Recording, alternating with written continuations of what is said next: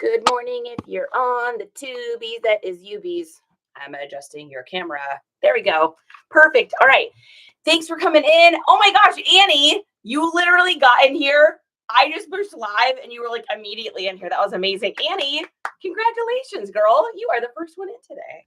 All right. So whether you guys are watching this live or on the replay, feel free to ask any questions in the old chat here. No question is bad question.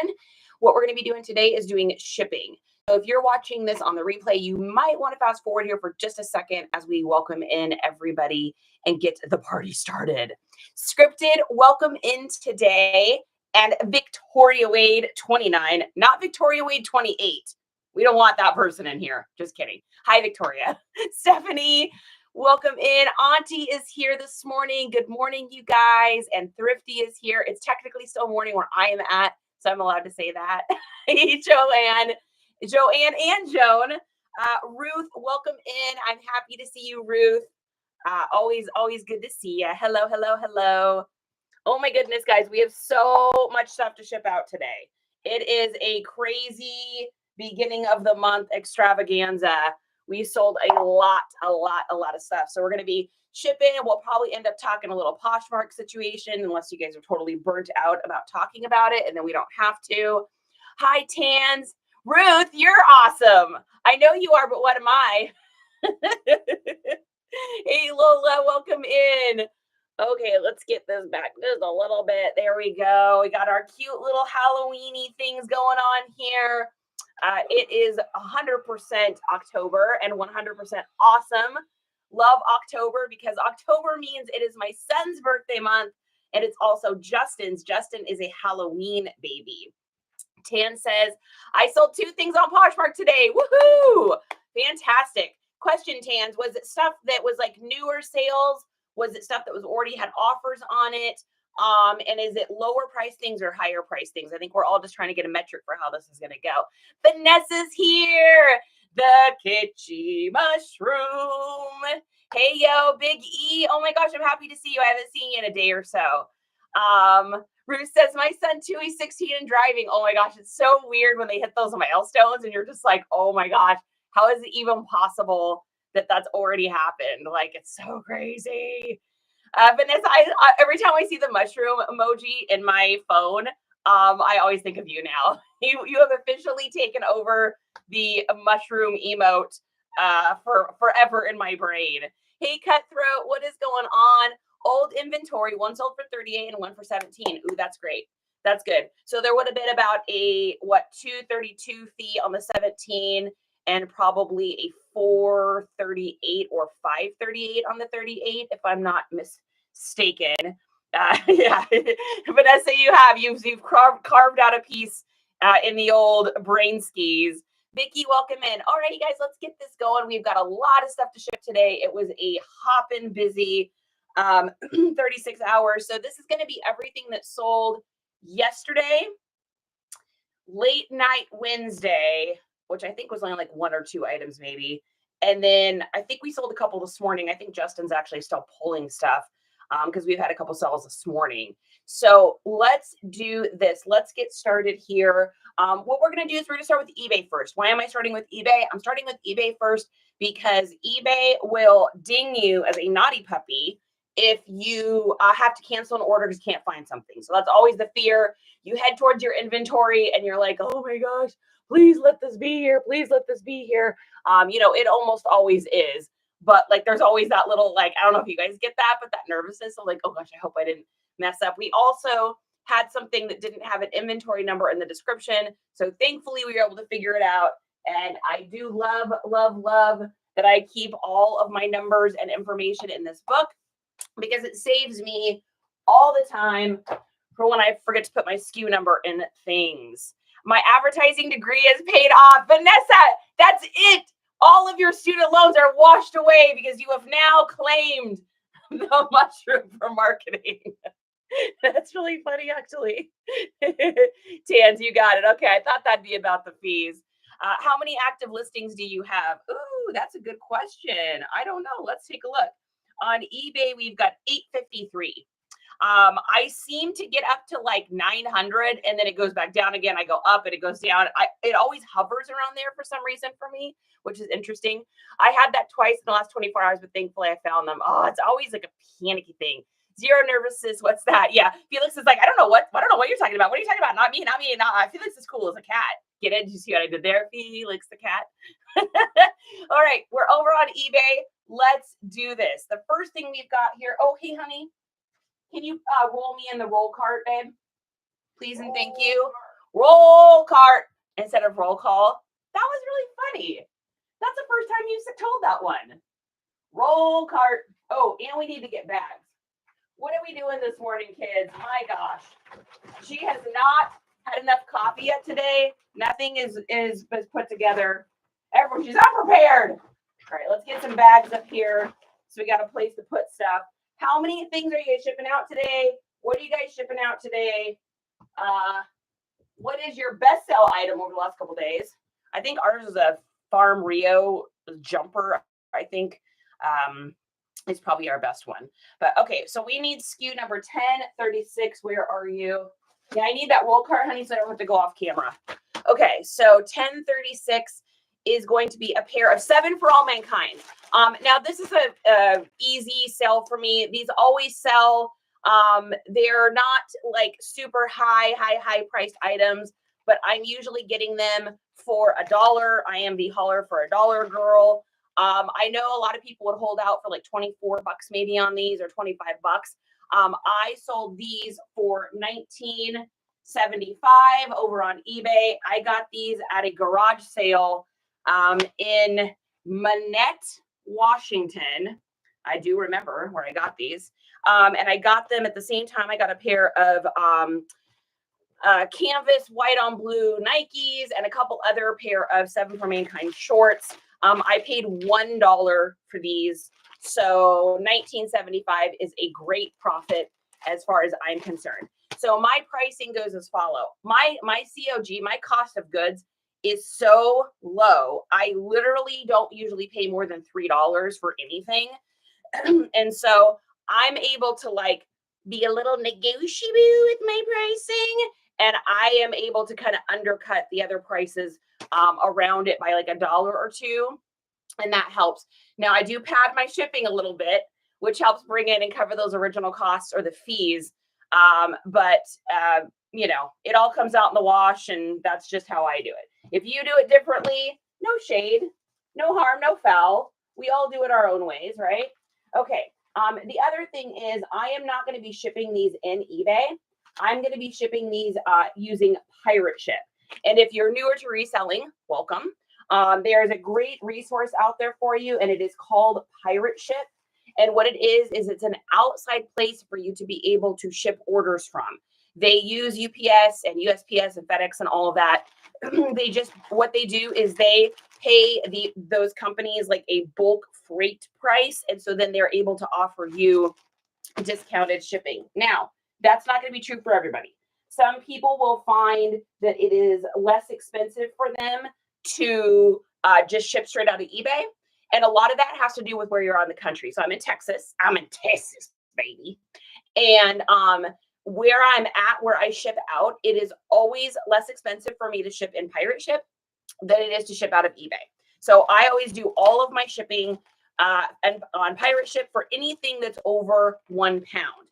Now, the only caveat to that would be Poshmark has got its own internal shipping. Mercari has its own internal shipping, and Grailed has its own internal shipping, and I do use those for that. Anyone else having issues with Poshmark today? Just got a 500 internal server. Oh, that's it. They're closing shop. I couldn't resist, Denise. That's it. Poshmark's like, well, 3 million people have left the platform, so we're closing up. Just kidding. I'm sure that's not what's going on, but I couldn't resist. Do you like the band Under Oath? You know what, Biggie? I don't think I'm familiar with Under Oath, so I can't give you an opinion on that one. I just saw their 20th anniversary album. Ooh, fun. That's fantastic. Ooh, going to live shows, nothing better, right? Salvy's here. Oh yeah, Salvy, you might end up with some squeaks today. Yeah, Denise, that's what I'm thinking. Everybody's like, I'm out. All right, so we're gonna get these packaged up. Now, I use a couple different sizes of poly bags. So these are the ones I use. These are the ones that I think are the best, in my opinion. I get them from the Smile store, the old Link Dinketers up in the old BioWyoE. Just click it and go over to reseller supplies to get you started. So what I like about these is they don't rip and tear. The first couple brands I bought with the poly bags just literally would tear as I was putting stuff in them. So like, Lord knows what was going to happen along the route. So they go in here into a little poly bag. I put a little sticker in there. It was a little bee, very cute. And we're going to pop this on the scale. First, we got to tear it. First, you got to tear the scale before you ship the item. That's not a song, but it is now. All right, and these are going to be 1 pound, 7 ounces. So we are definitely going to use pirate ship for that. So we're going to go ahead and copy the address. We're going to go over to the old pirate ship, and they're going to ship this probably out right now. We're going to go to single here, and we're waiting for a pirate ship to respond. Wake up, pirate ship. We got shipping to do. All right, and we're going to go ahead and paste that address in. I'm going to double check the address here because I have had issues with things going wonk on that. Okay, perfect. All right, then we're going to go down to soft pack. We're going to put in our measurements for that, which is going to be 11 by 10. And then we are going to put in our weight here, which is 1 pound, 7 ounces. And then we're going to see our rates. So with the poly bags, I buy a couple different sizes. I have the smallest ones here. This is the size you're going to use for t-shirts, 12 by 9. I need to do a video on this. The next size up from that is going to be the 15 by 12s, and this is great for jeans or light sweaters. The next size up from that is going to be 19 by 14.5. This is like jackets, coats, really big bulky items. And then I also have the 24 by 24 size, which those are really huge. I don't even need to pull one of those out. They're giant. And that's for like blankets, comforters, giant plush, bundle items that you're not selling on Poshmark, like that kind of stuff. So those are the 3 sizes: 12 by 9, 15 by 12, 19 by 14.5, and 24 by 24. All right, so these are going to cost us $8.22 over on Pirate Ship. We're going to go ahead and buy that label. Now, I probably put this shipping at $8.50, which I did, which means we're going to go ahead and make just a little bit on the shipping. That kind of covers a little bit of the cost of stuff, right? So it covers the cost of the pants when I bought them. It can also cover the gas money and just all of that kind of stuff. If you don't think that handling fees are in shipping stuff from other companies, you lost it, right? All right. Printing this out right now. Good afternoon, DW. Southern AO. I'm sorry, the clear bags that you use to store them in. Oh, let me show you just a second here. Yeah, Poshmark new fees are a dumpster fire. I think pretty much the whole world is agreeing with you on that one for sure. Coley, hello. Yes, so poly bags. I do 2 different sizes of poly bags. So the first poly bag that I use is 9 by 12 is the size. And then the second poly bag I use is 14 by 11. So jeans, sweaters, bigger items, t-shirts, leggings, socks, anything like that's going to go in here for the inventory system. And then I also like the brand that I'm using right now, and I've been actually using them for quite a while. I don't think I'll ever switch. It's called Spartan, like a gladiator, a Spartan, Spartan. If you go to the old Link Dinketer on the BioWyoE and click it over there, you'll go over to the Smile store and you'll see reseller supplies, and they are in there. I have tried. I'm going to save you the time and money. I have tried other brands. I think I've done 3 or 4 other brands from the Smile store. And here's the problem I'd have. Either they didn't zip, they would pull and stretch, they would tear, the sizing was weird. The plastic was so thin that I couldn't keep them standing up in my inventory. So that's why I chose this brand. I got originally just the smaller bags. I love them so much that I use the bigger ones now. And I just can't imagine ever using another brand now. It's like, you know how that is, you guys. When you find like a brand of something you like, you just know it's going to be trusted. It's like Levi's, right? You buy Levi's because you know Levi's are going to just always be good. I mean, well, the newer ones are a little cheaper, but within reason, you kind of know what you're getting when you get them. And it's the same thing with those bags. So they're my favies. Let's see, we got a whole bunch of other stuff. Hey guys, if I miss your question, feel free to ask again too. I am not being RUDE at all. I just literally you don't see it. Good afternoon. Fetty is in here. Happy to see you. And Jodeline, guys, if you missed Miss Southern Treasure's haul that she came out last night. Okay, Southern, this is for you for a second. You couldn't see my face through me just like commenting on your stuff. I was literally like this. I stopped listing last night. I like literally put my iPad and everything to the side, and I was just watching you on my phone, and I'm watching these, and I'm like, oh my gosh. Justin comes in the room and he's like, what is going on? I was like, dude, Southern's got this sick haul. I was like, she's got like Koji jeans that look brand new. She's got a full throttle t-shirt that's still rich black on the old beefy tags. She's got the old Hanes meaty tags. She's got a Caribbean Island native double back lightning shirt. Like I'm like, and you're just like, oh, we got a Fat Farm sweater. We got this and we got that. And I'm just like, you don't understand. I was behind my phone and I was like, you win. You win for the greatest haul I have ever seen on a haul thing. It was like, it almost brought this reseller to tears because it was so beautiful. I know, how ridiculous is that? But it was fire. Yeah, the vintage silver tabs, the Pink Panther stuff is really hard to find. There's not a lot of it made. And the graphics on it, you guys, were like crisp fire. You could like hit the graphic and hear a sound. I mean, come on. So I know that's totally off the topic, but that haul, whatever that resource was, first of all, you don't tell anybody locally where you got that stuff because you don't need to be sharing that information. Number one. Number two, I'd stay in real close contact with those people because if they're willing to give you that stuff for that price, you literally could run a 5-figure or more business from their stuff. I mean, come on. Actual nanas. Best haul video I've seen. And I've watched 1,000 of them. Like, anyway, moving right along. Okay, putting that in there. I hope Southern's still in here. It was so fire. Okay, next thing we've got here. Oh, Justin. Oh, you did rant. Never mind. Love you. Just kidding. All right. Next thing we've got, I'm just going to move this stuff over here, is an Ariat shirt. 170 billion% sell-through rate on these. These shirts, Ariat pants, I don't even really care what condition they're in. They always sell.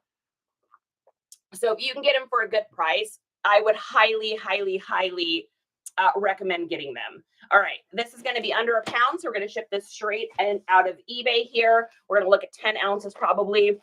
Now, this one did have a little bit of discoloring around the collar. Had it not, I think I probably could have gotten maybe like $5 more for it. But sometimes that discoloring, hey, look, I will spray you with a little OxyClean and I will pop you sweetly into the washer machine. If you come out of the washer machine and you're still busted and I can't get your stains out, you are being sold as is. The only caveat or exception would be if this is like an $80 shirt or something like that, I may take the time to like try to get that out. But otherwise, no way. Most people, when they get items in the mail, are going to wash them anyways. So when I buy something on a WN or I buy something on Depop, which I get most of my clothes secondhand, 99% of the stuff I own is secondhand. So for me, I'm not counting that they washed it. I am going to wash it myself anyway. So if the buyer wants to mess around with this, they are more than welcome to, but we're not going to do that. Okay, so this is going to Raphael, turtles in a half shell. Sorry, I had to do it. In California. And I got this for $1.50 at a garage sale. We sold it for 20 bucks over on, oh, just kidding. We sold it for $12 over on eBay, and then they paid $6.99 for shipping. Let's see what our shipping is. And I think it's probably going to be less than that, but let's take a look. Yep, perfect. Okay. So this is my method to my madness. I will agree to sell you this shirt because originally I think I had it listed for like $15, right?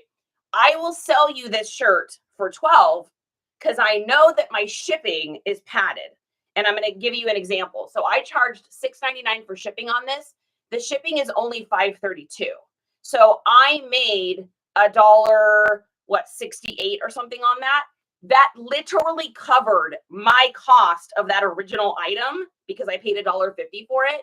So all the rest of that is going to be profit minus, a $2 or whatever for eBay fees.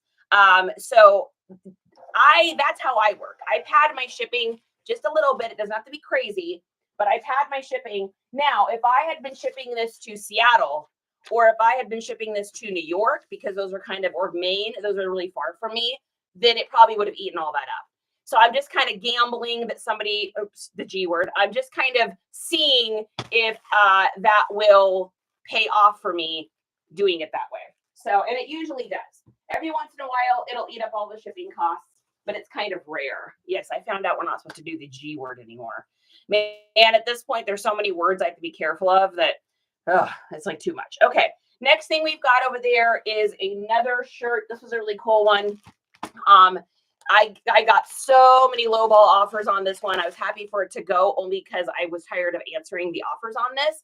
So this is a vintage Texas Golf t-shirt. It's on the AAA logo. If you look at that AAA logo, it's definitely going to trace back, just for the feel of it, it's going to trace back to definitely Y2K. I would say it's probably like 2000 and I don't know, what was it, 2006? I think I figured it out originally, but something right in that nature. I can also tell because of the sound of the material. And if you've ever joined me on any of these lives, you know that I listen to the clothes. I know this sounds a little different. I listen to the clothing because the clothing is going to tell me its age. And I'm going to give you guys an example here. I'm going to get quiet for a second and let you hear this. So this is what a newer shirt sounds like. So this is like a 2020 shirt or something. This is not this is not a vintage No Effects t-shirt. This is a newer one. And we're going to listen together. Ready? It's got like a high-pitched treble sound. Old stuff. Listen. Bass, treble. Can you hear the difference? And you got to see my belly button. So there you go. That is how you can tell. So if you are in a thrift store, I think, Coley, was it you that was saying you were in the thrift store the other day listening to clothes? Or maybe it was Ruth. Somebody was telling me that they were listening to clothing, or like they're in the clothing store pulling it. It'll give you, now this is not a 100% method, but it'll give you an idea if something is older, especially if you don't know how to read tags yet, or if the tag's gone. It's got a beefiness to it that they don't make t-shirts like that anymore. All of these have like a Lycra feel to it that makes them more stretchy. It's less expensive for them to do it that way. So yes, and I do the same. Yes, and you can smell too for dry rot. And if you guys don't know what dry rot is, if you're outsourcing and you find a old black t-shirt made between the ages of like 1990 and 2000, and it's crisp, and you're like, man, I don't think this sucker's ever been washed before. And you're looking at it and it looks so amazing. And it's got like a sick graphic of like, it's like a vintage Kenny Loggins, or I don't even know. It's a vintage something. And you're like, oh my gosh, this is the grail of all grails. What happens is in that dead stock t-shirts, meaning it's never been washed, it's brand new, but it's vintage, is they used to use a sulfur-based dye in their clothing. And that sulfur-based dye breaks down over time. It mixes in with the fibrous and all of the things happen inside of it. I'm not a scientist, but what happens is it breaks down the fibers, and you will literally pick a t-shirt up and it'll just peel like a tortilla. It's the craziest thing. Until you experience it, it's hard to see. Shoes get the same thing, kind of for a different reason. Also, it's not technically dry rot. People call it dry rot because it's easier to call it, but it's more of a humidity rot. Is if you're in a really heavily humid climate and your clothes have gotten moist and wet and sat for a long time. And a lot of times you'll see that on boots, cowboy boots, you'll see it on the bottom because the leather is trying to leach the liquid out of the bottom because things have gotten too dry, or you'll see it in like a more of a wet rot. You'll see it in like if you go to a rag house or something like that and you see tons of t-shirts stacked together in like a hot environment, that happens too. So always check for dry rot. I know that doesn't have anything to do with shipping, but it's going to save you from buying things, getting excited about them, selling them, and having them fall apart. It was me. I was feeling tags for the beefiness. Okay, Coley, I thought it was somebody. I was trying to remember who it was. Jennifer's here. For those Y2K jeans that aren't necessarily a big brand, would you list around the same price point? If it's not a super big brand, maybe not quite as high Southern. However, remember that if you're selling those on Depop, it's not going to be because of the brand. It's going to be because of the aesthetic and the feeling. So a lot of that's going to have to do with your keywords that's down below. You can always put things to like on some of my sweaters, I'll put like Coogee style, or on some of those jeans, like I think you had a pair of MIEs or something like that, which isn't a huge brand. That's the embroidered ones. I think that's what they were. Those may be a $40 pair of pants, but I think you could get closer to like 60 or maybe more just by doing like embroidery, MMA, thick stitch, loose, baggy, 90s nostalgia, 90s throwback. You could do Fat Farm aesthetic, all one word. So there's ways to like kind of work another brand in by combining it with another word, because then it's not technically the word, technically it's a different word. So you can kind of like through that like that. Vicky, you're seriously so much fun. Well, it's something.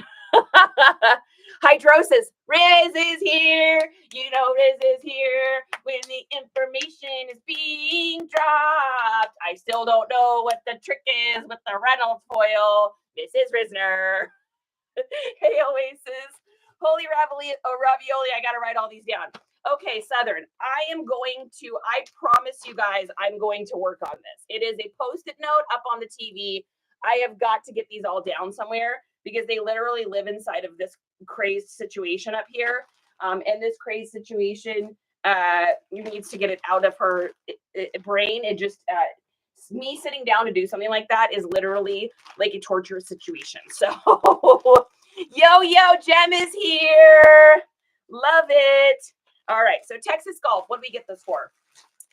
I think that this is one of the shirts.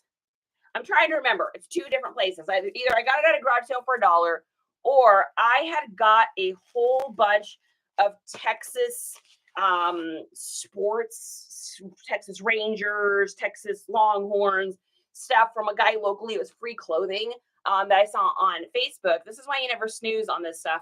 They had 4 people that were supposed to come pick it up before me. 4 people were in line before me, and all 4 of those people bailed. So she connected with me. I drove out there in 2 seconds because I'm like, dude, this is all free stuff.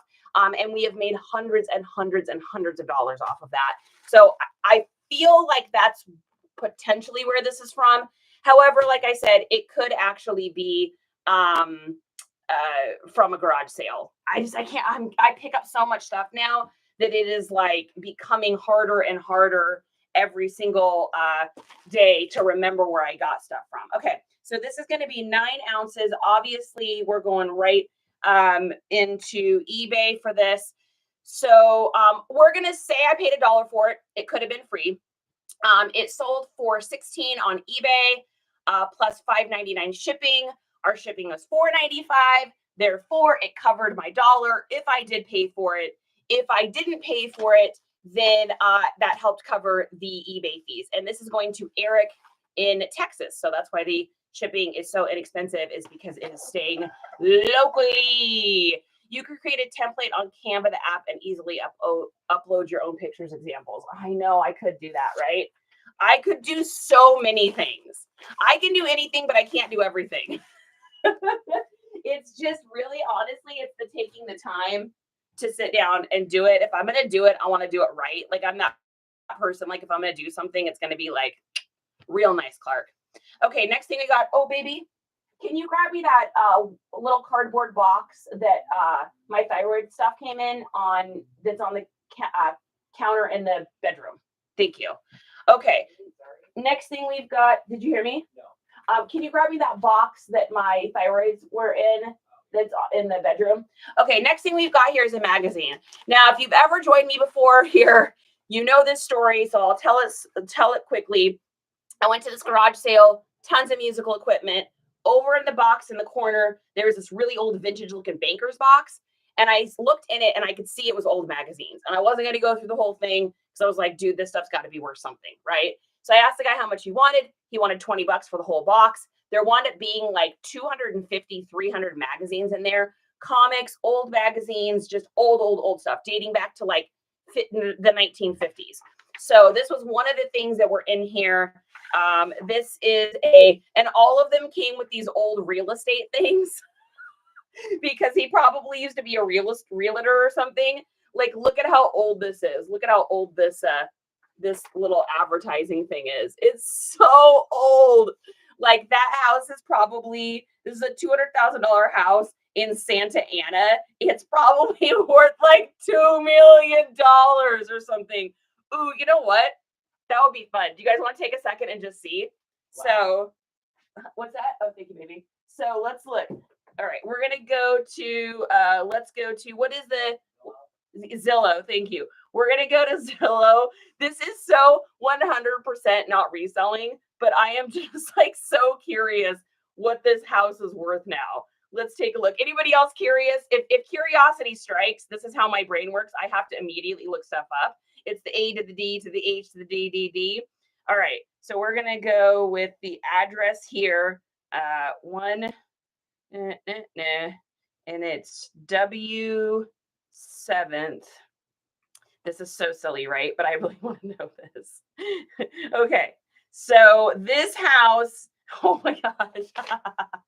This house was worth $220,000. It is now worth $839,000. So that tells you for this place right here. That tells you like how old this is. $839,000. It's literally like falling apart. This place is like, I mean, that house needs to get like torn down and redone. Anyways, this was one of the things in it. It's a Lakers versus Phoenix Suns basketball program. And these all, you guys, were in this kind of condition. Just absolutely sickening condition. Some of them are worth more than others. I do have one by a brand called Cage Stars, really hard magazine to find, for an Anaheim basketball team that no longer is in existence. Is the Anaheim Amigos. They only played one season. And this magazine is worth like $550. So I've just kind of been holding out. I've had offers for $400. I've had offers for $350. I know what the other ones like it sold for on WorthPoint, which is a great resource if you're new and you're trying to figure out what's going on. Trick. This is a trick. I don't know if I should share. I'm going to do it. I'm going to share it. With WorthPoint, they have a 7-day free trial. You can go on and let's just hypothetically say that you had an email address that you used for the 7-day trial. And then hypothetically you had a different email address you could use for another 7-day trial, or potentially even like an alternate payment option. Perhaps those would be two different things. And perhaps you could once in a while utilize that. I'm not saying to do it. I'm just saying that it is hypothetically something you could do. Someone's going to be like, oh my gosh, I can't believe you missed to tell people to do that. I'm like, dude, I am all about saving money. If I can save money, if I can help people save money, I'm just going to do it. And that's just going to be the way it is. All right. They're getting a little sunshine sticker and a thank you card, which I think is super appropriate considering that it is a California team. We're just going to put this right in here. And then what I do is I usually just take like scraps of boxes or scraps of things I have here. What do we got? We got one of these old DVD things they don't even make anymore. What else do we have here? Do we have some more scrappies? Hey, Just. I know. I need you so much today, my love. Can you grab me some more boxes, like scrap boxes I can cut up? just like ones that we're probably not going to use for anything. Let's see, I can use this one here too. This one will work. Okay, so I am going to make sure that this thing doesn't bend. A little story for you. The very first book thing, here, let me take a look too if I'm missing anything. Good morning, Melon. Good morning. Oh, always with the restrictions, always with the restrictions. The first year they came out with tricolored ink. Yeah, I know, right? That's exactly what it is, Heather. That's funny. Squirrel, always squirrel. Guys, it's always going to be a squirrel in here with me. You know it is going to be. It just is. I'm clutching the pearls, right? Oh my goodness.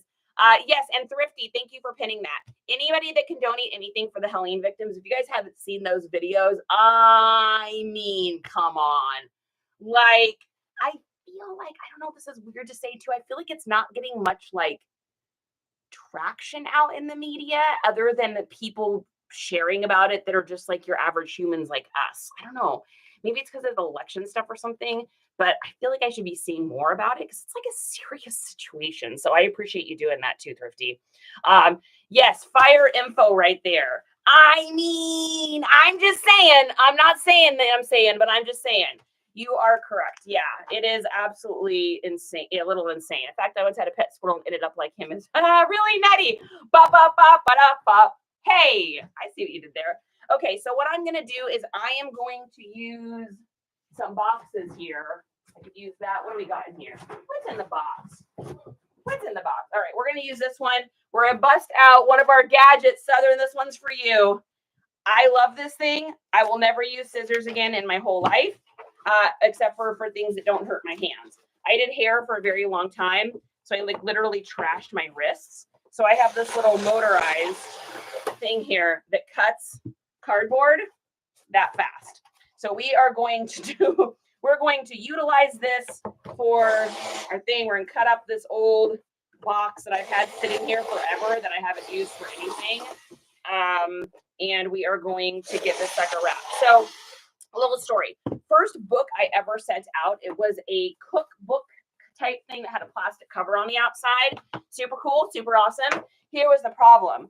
I hadn't put enough like cardboardy stuff in it, so it was bendable. And the postal person literally, just a second. The postal person literally shoved it into this person's mailbox, and that it ended up bent. So when they took it out of their mailbox because of the heat outside, the whole thing had warped. They messaged me. I said, hey, you can return it if you want. They said, no, I'm going to try to solve it. So all they did was take a hot pan of water and they put it over it and it bent back out, right? But I don't want my buyer having to do that. That's a pain in the tuchus. So I started doing this with any sort of magazines or books. I just put a little bit of cardboard over it. And, oh, that's like perfect size. I mean, ooh, when you do something and it's like that perfect size, tell me that you don't have like that ASMR like feeling where you're like, oh, it's so perfect. That's how I get. I don't know if it's just me, but that fits like really well in there. There's a little corrugator. This thing is awesome. I should put a link to this. I don't make these. I have nothing to do with these. I receive no benefits from these. This is a person over on eBay that makes these things. And it's the best corrugator I've ever used. It even says made in the USA. They literally make them. And it's so sharp and so good because I had bought a couple other ones from the Smile store and they kept just breaking. The plastic part kept breaking. Now, that being said, I am a little, what you would call maybe rough on my tools. Like, I mean, I'm working here, people, right? I'm not trying to like be gentle about something. So I highly recommend getting one. And I think what I'll do is maybe just put a link to it or something on my my LT, because I don't know how else to send you guys there other than that. And like I said, this person that makes these has no idea who I am. I receive no value from it. I just think they're really cool and they work really well. All right, so let me show you what I'm doing with this thing. So I just took that little cardboard that I cut and I'm just making a nice little situation here in hopes that the postal worker will not bend this and throw this thing inside of a mailbox and crumple it up. If they do, at least I feel like at this point, I have done my due diligence. So I'm going to do it like that. And then I'm going to go ahead and just put this in a little poly bag. They fit really, really well in the 15 by 12s. So if you're selling comic books or you're selling anything like that, the 15 by 12 works really, really well for this. I have learned all of this because we have now sold like 30 of these magazines. I still have an entire tub full of them. There's so many of them. Tons of old Dodgers and Angels, and there's just so many of them. Okay, so we're going to go to get shipping label, and this is inside of eBay. So it's under £1. We're going to go ahead and just do that right here. And it is going to be 9 ounces. And then let's take a look at our measurements. Where is my, oh, there it is. Things move around this room all the time. All right, I think you guys probably said things and I missed it. Chris at Peak has a link tree. Yep, he absolutely does. And he's great too. We were talking about you and these dang gadgets on live at 5 this morning. You know, I love my gadgets. Love to resell at Angie. I hate when a mail person puts mail in a box and leaves it open. It's raining. That is not good at all. Nurse, your sale sunk last night. Was that on Posh or was that everywhere? 10 by eBay was down for about an hour yesterday. I don't know if anyone noticed that. 10 by 12 is what we've got here. It was having a really hard time loading photos and stuff. Here's what I think happened. You guys want my prediction about what happened? I think that it really, let's see, they paid $5 for shipping. We are paying $5. There we go. Okay. I think what happened was with Poshmark's announcement, it really, I think, surprised everyone. I don't think a lot of companies were expecting that to happen. And so I think what happened was eBay was like, oh boy, Poshmark's about to lose a whole bunch of people over there. We got to beef up our stuff. So I have a feeling they probably went in, maybe fixed up some coding, cleaned things up a little bit. You know, I know they're implementing other stuff because they just had eBay open. I just have a feeling that's what happened because it was really interesting. My Vendu was being wonky. My son's Vendu was being wonky because I know that they were probably in the background trying to get stuff fixed because of Poshmark. And then, you know, same thing with eBay. I just noticed yesterday it was kind of interesting and weird what was happening over there. So I don't know. I could be totally wrong and it could have nothing to do with that. But I just get a feeling that that's what's going on. Oh, and we made $16 on that magazine, by the way. All right, next thing we've got here is something that I keep talking about getting out of my inventory, and then I keep forgetting to do this. So who knows if it's ever going to happen because Charity's to-do list is 387 miles long. She tries to get to things when she gets to things, but you know what? We can do anything, but we can't do everything. Thrifty, I don't do international shipping on Depop. It's just too much of a headache, especially because I ship outside of Depop. I just don't want to even deal with it. Everywhere, nurse. That's really interesting. Do you promote your listings on eBay? Yes, I promote at 5%. Let's see. Can you talk about promoting on eBay? Yes, I will do that in just a second. Thrifty. USPS crams husband's medical equipment. Oh my gosh, that's terrible. That's really dangerous. Let's see. What else do we got? Okay, so promoting. Why to promote? Why not to promote? Now, these are all my opinions, and opinions are armpits. Everyone has them, and they generally stink. But here's what I'll say about promoting. I've done marketing. I did marketing for a living for a very long time. I also have ran and owned my own businesses since I was 18 years old. And so I understand. In fact, I have only technically worked for someone where I wasn't like an independent worker for a very short period of my time in my life. Very, very short. And so I understand the power of marketing, and I understand the power of playing the marketing game. So this is just a little green Fiesta Wear cup. And here's what happens. So there's a lot of people out there competing to be able to sell stuff, right? Everyone, you know, there's a million people out there with old green Fiesta Wear cups in their cabinet that they want to sell. And they're going to put their listing up, and so are thousands of other people that are going to put that listing up. Well, there has to be some way for the algorithm to decipher who to feature. Do they feature the person that just listed recently? Do they feature the person with the highest ratings? Do they feature this closet? Do they feature that closet? What do they do, right? And the SEOs and the search engines can kind of figure that out a little bit on their own. But they also There's also a way to get a little help. And normally that's in advertising and marketing, meaning that if you were a business and if you came to me and you said, hey, Charity, I really want to get my business going. I sell, where's my sister? I sell jams and I sell jellies. What would you suggest? Well, I'd say, first of all, of course, make yourself a social media, make yourself, get yourself a website, do this, do that. But most importantly, we're going to have to start talking about running ads. And running ads means running it on social media. That means running it through the old you Googly. That means running it, and how it works with marketing. And I'll just make this really simple, but when you go to try to get a banner ad, like you guys see ads all the time on stuff, right? Those people have gotten those because either they've agreed to pay for a per cost per click, or they've done a bidding war. And a lot of times that happens with big companies. Think about how much it is to run an ad during Super Bowl as compared to what it is to run an ad at 3 a.m. on, some random station on TV, right? Those are going to be two very different prices. And the same thing with websites. Some take precedence, some don't take precedence. So your cost, you bid against people, basically. You bid against other companies. Well, I'll pay this, I'll do this, I'll do that. And you get into little bidding wars, right? Well, in this business, we don't have any of that. There is no advertising really on social media. I mean, you can a little bit. Some people have gotten creative in doing that, but it's just not the typical, right? You're not running ads on you Googly, you're not clickbaiting, you're not doing any of those things, right? So your advertising, your marketing budget is promoting.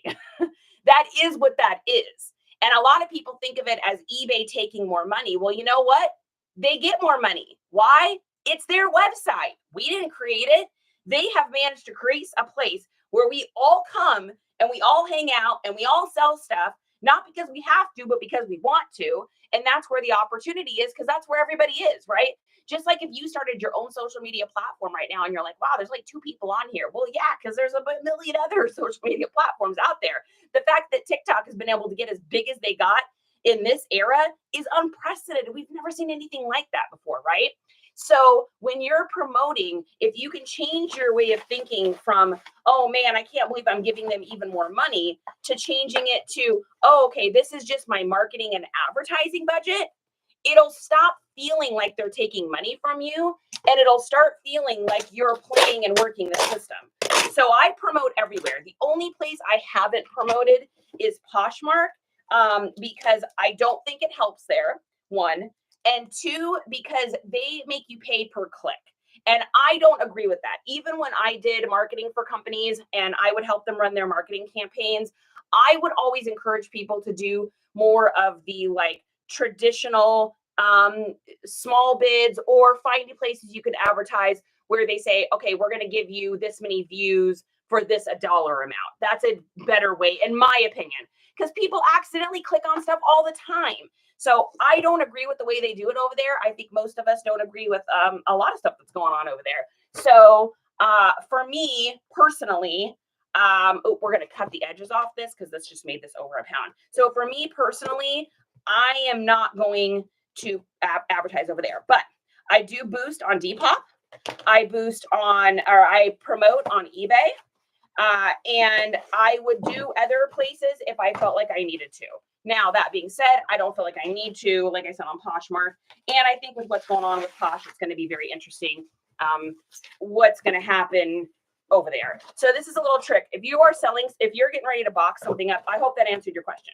If you're getting ready to box something up and it goes over that pound, like I know for a fact this is going to cost me $2.50 more for this cup if I go over a pound. So I am going to take the 2 seconds here and I'll show you what I do. I have a little method here. So what I'll do is I'll deconstruct the box and then I just cut the extra tabs off. I have this sucker wrapped up so well, I'm not worried about those extra tabs in the cup. It's not going to break because it doesn't have these extra little pieces. Now, if it did, I would say don't do it because I don't want you to break your stuff and then have to pay for it. I have shipped out so many of these stinking Fiestaware cups. Oh, I just need to get them together and get one picture of them and just put them on Marketplace or something, because the profit margin is I got these all basically free, so it's whatever. But I'm literally going to make $4 on this. I'm doing $4 for all of this work. Every time I do this, I get annoyed at myself that I did not take the time to get rid of it. But anyways, it's good place for us to learn the lesson about how to do these boxes. So if you just cut off the tab things here, you are going to end up saving yourself like an ounce. So now I'm going to put this on here with this cup, and we're going to see what this weighs, and hopefully we're under a pound. Yeah, we're at 15.2 there. So we are going to be good. We will put that at 15. All right, I hope that makes sense there. Let's see. Oh, good, Mike. I'm so happy that the flat lays look good. Good. I was pulling for you and hoping that was going to work. Coley, it was in Brad. I love that. Resellers after dark. That's cute. You guys, I'm already asleep by the time you do that. What happened to Posh? Oh, Aaron, that is a whole conversation, girly. Basically what they did, this is the short and sweet version of it, is they restructured all of the fees over there. So instead of doing the flat 20% rate that they always did, they now are doing 0.599% for buyers and sellers. And that goes for the price of the item, the shipping, and the tax. They then times that by 0.5999. Then they charge the customer that, and they charge the buyer that. And then they also charge the customer and the buyer a 1, 2, 3 fee, either $1, $2, or $3, depending on the price. So here's what has happened. Let's say that you wanted to sell a pair of $30 jeans. After the tax and the charges and everything, your buyer would be paying approximately $44 for that $30 pair of jeans, which is insane.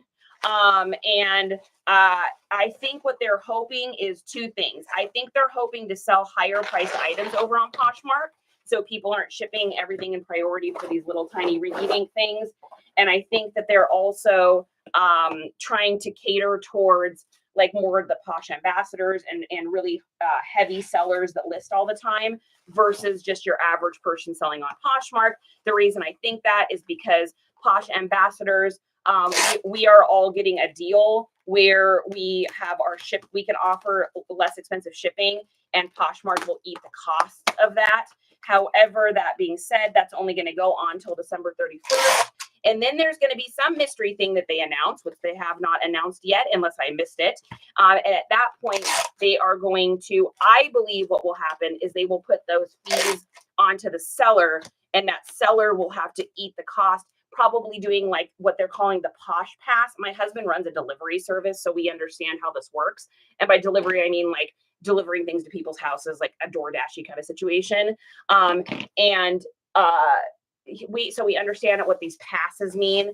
Passes mean that they are going to make you pay a monthly fee. So I think they're going to have a sellers pay a monthly fee, and that monthly fee will allow our buyers to get a discounted shipping. So it's really tailoring around, because if you sell a $100 item over there, instead of it being 20% and it costing you $20, it's only going to cost you more like $10. So you've got about $10 to work with there that you're used to paying, that you could pass those savings on to the buyer. But if you are selling anything under the price of $66, that's where your the break point is around 75. I know this is all going to sound really technical, but the break point is anywhere between $66 to $75. If you try to discount your items and they're under that price, you only have a 1 to 3% wiggle room to work with your buyers now, or it's going to eat into your profits, depending on how much you paid for it, but like the standard person. So anyways, that's a very long version of me saying, I think they made a boo-boo. Oh man, this is 1 pound. We just can't get any smaller. All right, well, that is just going to be that, and we're just going to have to deal with it. I just can't get it any smaller than that. Okay. It technically I probably could, but any more than that, and I'm going to worry about risking the thing. So yeah, that was a waste of time, but oh well. 6 by 6. Sometimes we do that. 6 by 6 by 7. I've been able to get the other ones under a pound, but this box probably is just 1 dot too heavy. What'd they pay? Oh, well, look at that. They paid $8.40 for shipping, and it's only costing me $6.16. All right, so I had done that. I went in and changed the shipping price on those. Well, there you go. See, I don't even know what I'm doing. This is the life I live.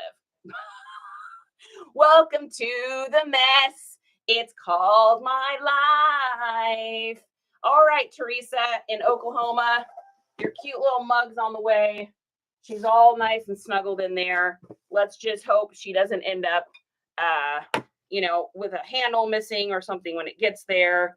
Every time I sell something like this, I literally hold my breath, and I'm just like, gosh, Please let this end up getting there, okay? I think it's why I love selling clothes, because I don't have to worry about that happening.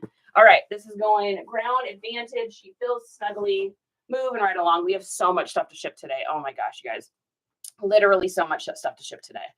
We're going to be here for a minute. Okay, next thing we've got here is a Mickey Mouse. Back in the day, I had picked up so much plush, and I just cleared out like 200 pieces out of my inventory. That's one of the things I've been working on in the background, because it's stuff I got in this giant plush bulk buy I did. I got like 400 or something pieces of plush. Now, some of them were with money, and those ones we've already sold. And then a lot of it was just kind of like random stuff. This was like an early on buy purchase. And at the time I was doing hard goods. I wasn't even selling clothing yet. That's how long I've had this stuff. And so this is all the kind of like leftover stuff that I knew would still sell. I forgot about this guy, or I would have pulled this out of the inventory. I don't know how this slipped past me, because this is called a not worth my time. So I sold this for $3.80. Like I said, it's called not worth my time.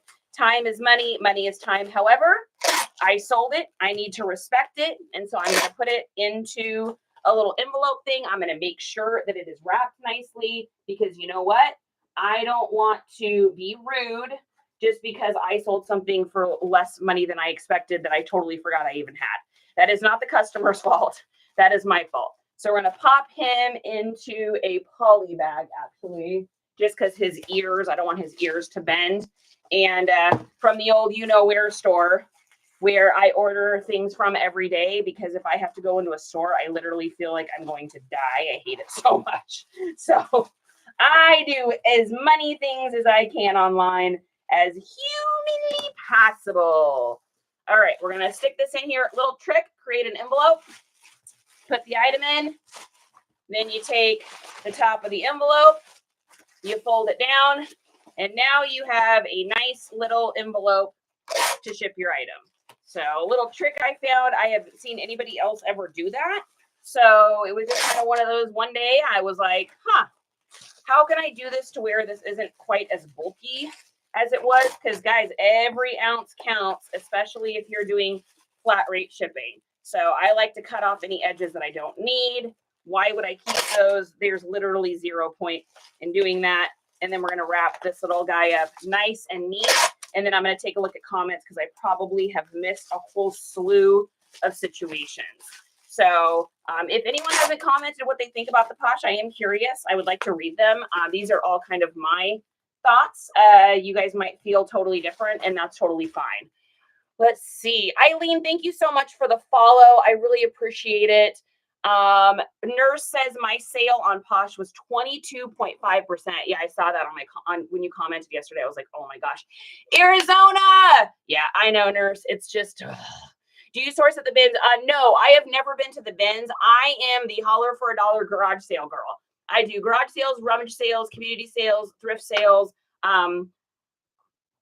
I've been to Goodwill once in the last year, and my local thrift store 5 times, and I just go there to pick up shoes usually.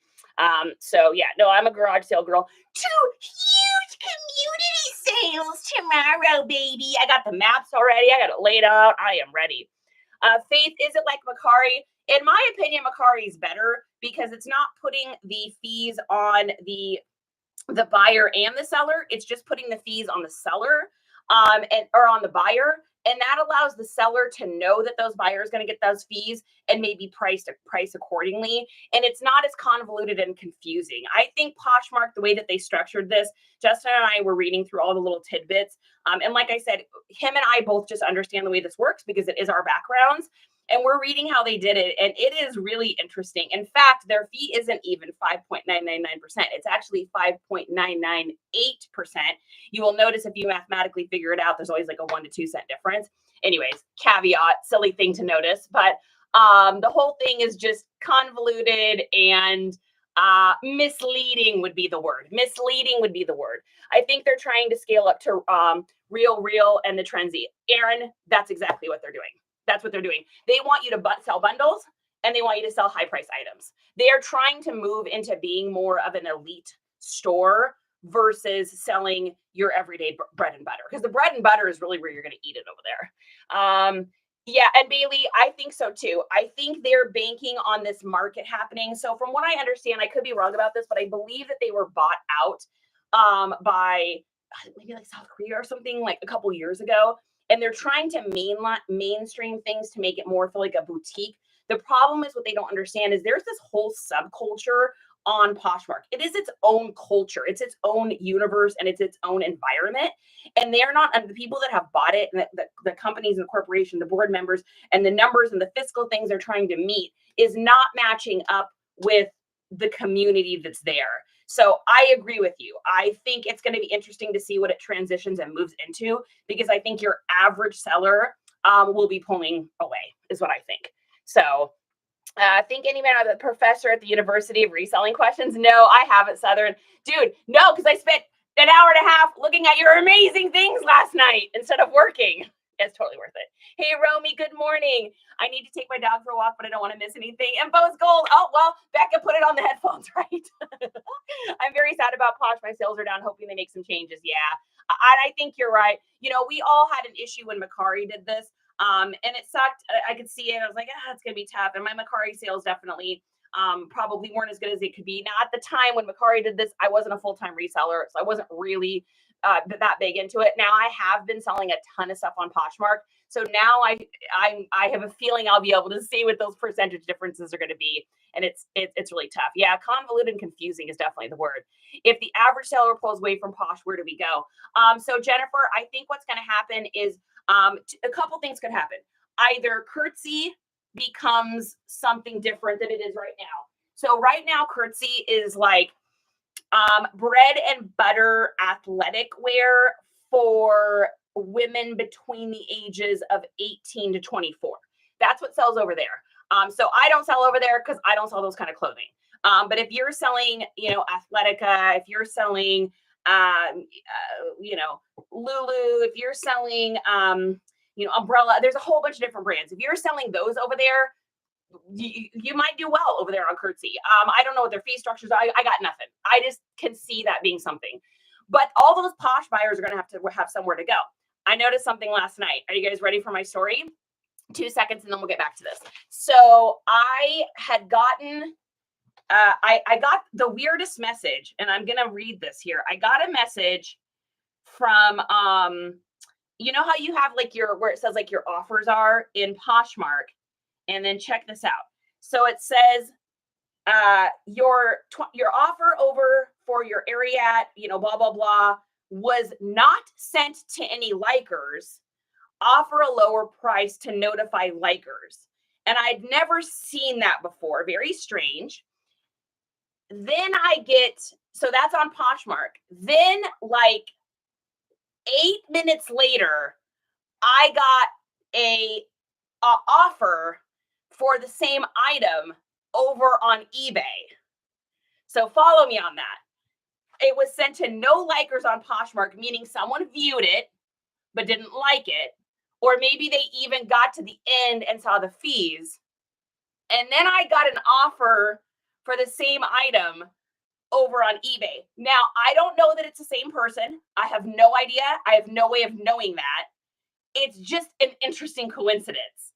So I guess the answer is going to be, they're going to be looking at where to go. And I think that eBay is probably like this right now. I think they're probably pretty excited. And I think Depop, you could see some Depop stuff happening over there. Depop's been a 90s and Y2K band, eccentric kind of place. You could see that migrating because the culture's got to go somewhere, right? It can't just, people aren't going to just stay over on Posh. Will you still get sales? Probably, but I just don't think it's going to be like it was before. So in my opinion, people are going to be looking for a place. So I'm not you. Let's see. We paid, I have no idea for this thing, probably 10 cents. It sold for $3.80. However, we did make 50 cents on shipping. Woohoo! Good gravy. I don't know how this was even in my inventory. This tells you the kind of seller I was at the beginning. Ooh, I'm excited to sell a $3.80 Mickey Mouse. Come on. Not worth my time now. Hey, we all start somewhere though, right? No shade. I probably put it on as that price too because I was probably trying to get reviews. I wanted reviews in the beginning, so I was selling stuff for really inexpensive prices. And I probably just missed this guy taking them out of my inventory.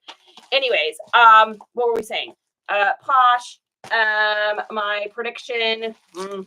I may have lost it. Oh, I said I had a little. Oh no, I don't know. Remind me, guys. That's what happens with the brain. It comes in and then it goes back out. Okay, let's see. Next thing we've got here is kind of interesting. Where is it? Okay, so I already sold this one time. I sold this once, and so I am going to look and just make sure that it didn't get broken in shipping. I think I already checked this, but I sold it, and then it came back to me. And so I messaged the person, and I was like, hey, your item came back. I don't know what's going on. And I looked at the address on the label. It was correct. The address in the system was correct. I messaged this person probably 4 times over like a 2 to 3 week time period. And I kept trying to get a hold of them to be like, hey, if you want a refund, like I have your thing. I don't know what is going on. Please get back to me. And I didn't hear anything for all that time.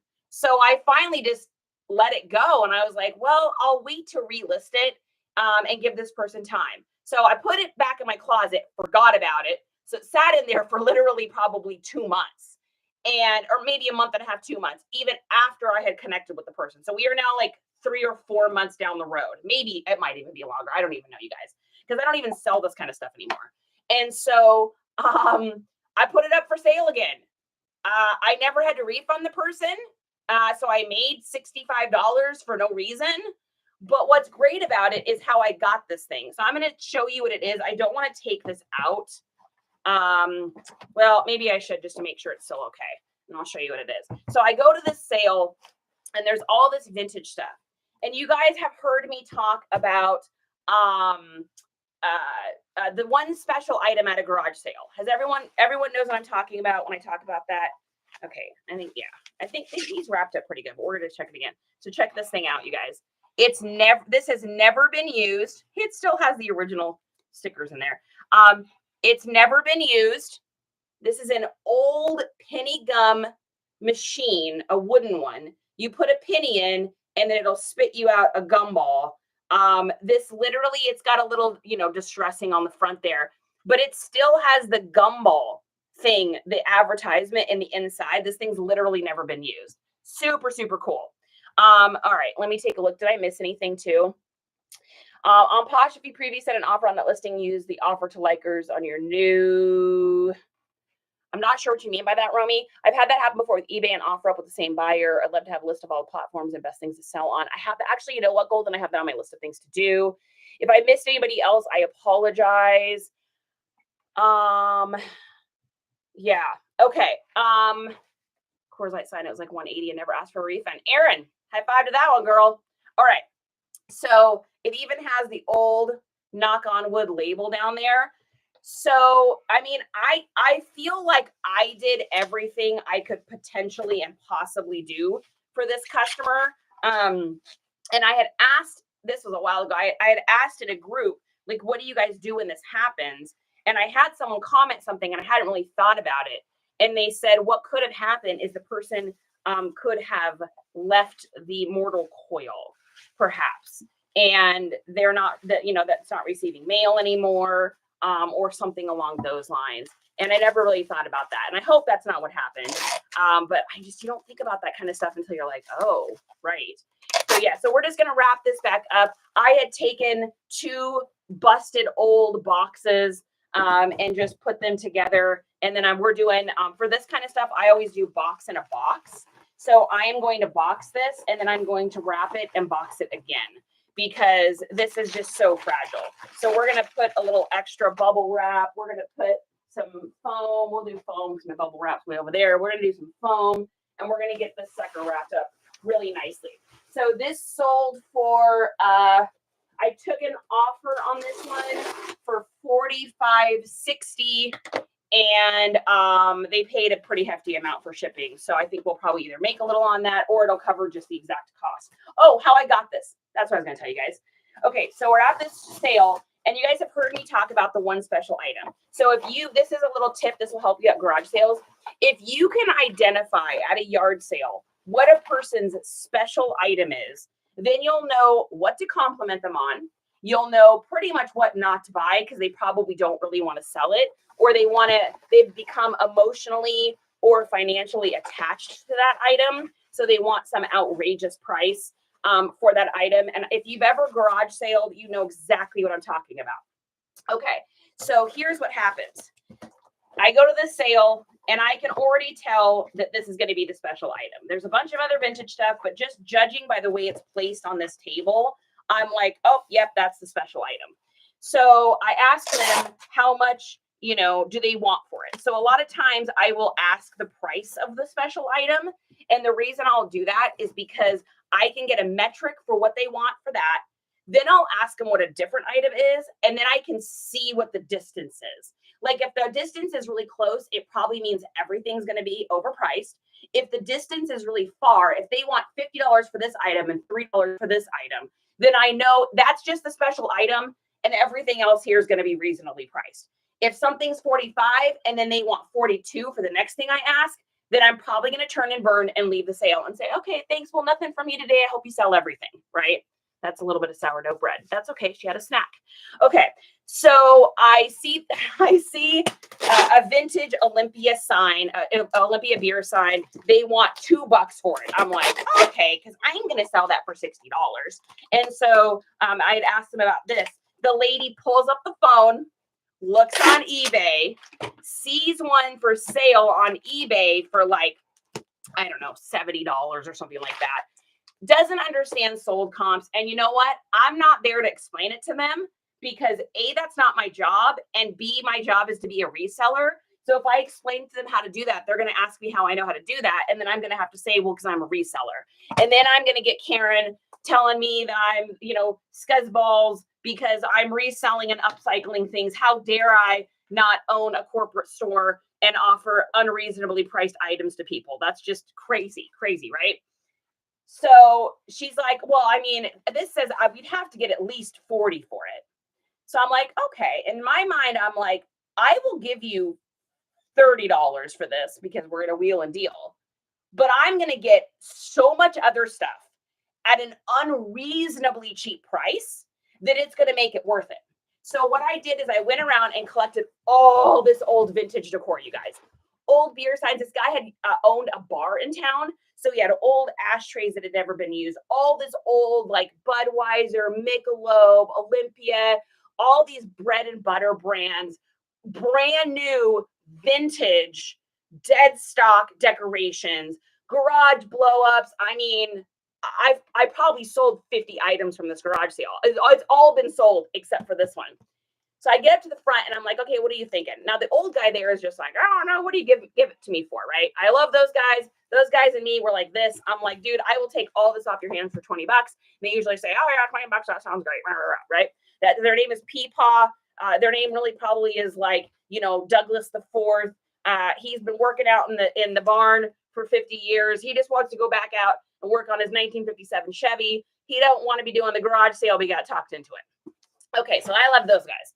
But the Karen there is like, well, I mean, those are $75 on eBay, so we're going to have to get da, da, da, da, da.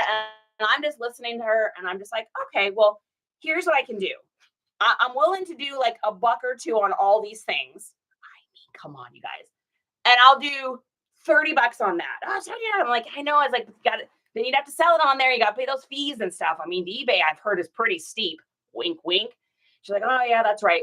So I wound up getting this sucker for $30, but I didn't really get it for $30 because I got everything else in that sale for like $1 a piece. I think I ended up spending like $65 or something. I have made $450, $500 probably off that stuff over the last, few months or whatever. And so, or I guess no, longer than that, because I think that was in the first time I was reselling. So that's been a long time. I was like last year or sometime. Anyway, long story short. What's cool about this is, sometimes the universe just smiles down on you because they know that you've put up with something, right? You dealt with the Karens and I get a little reward. So my reward is I have sold this thing twice now. So I made $65 on it the first time.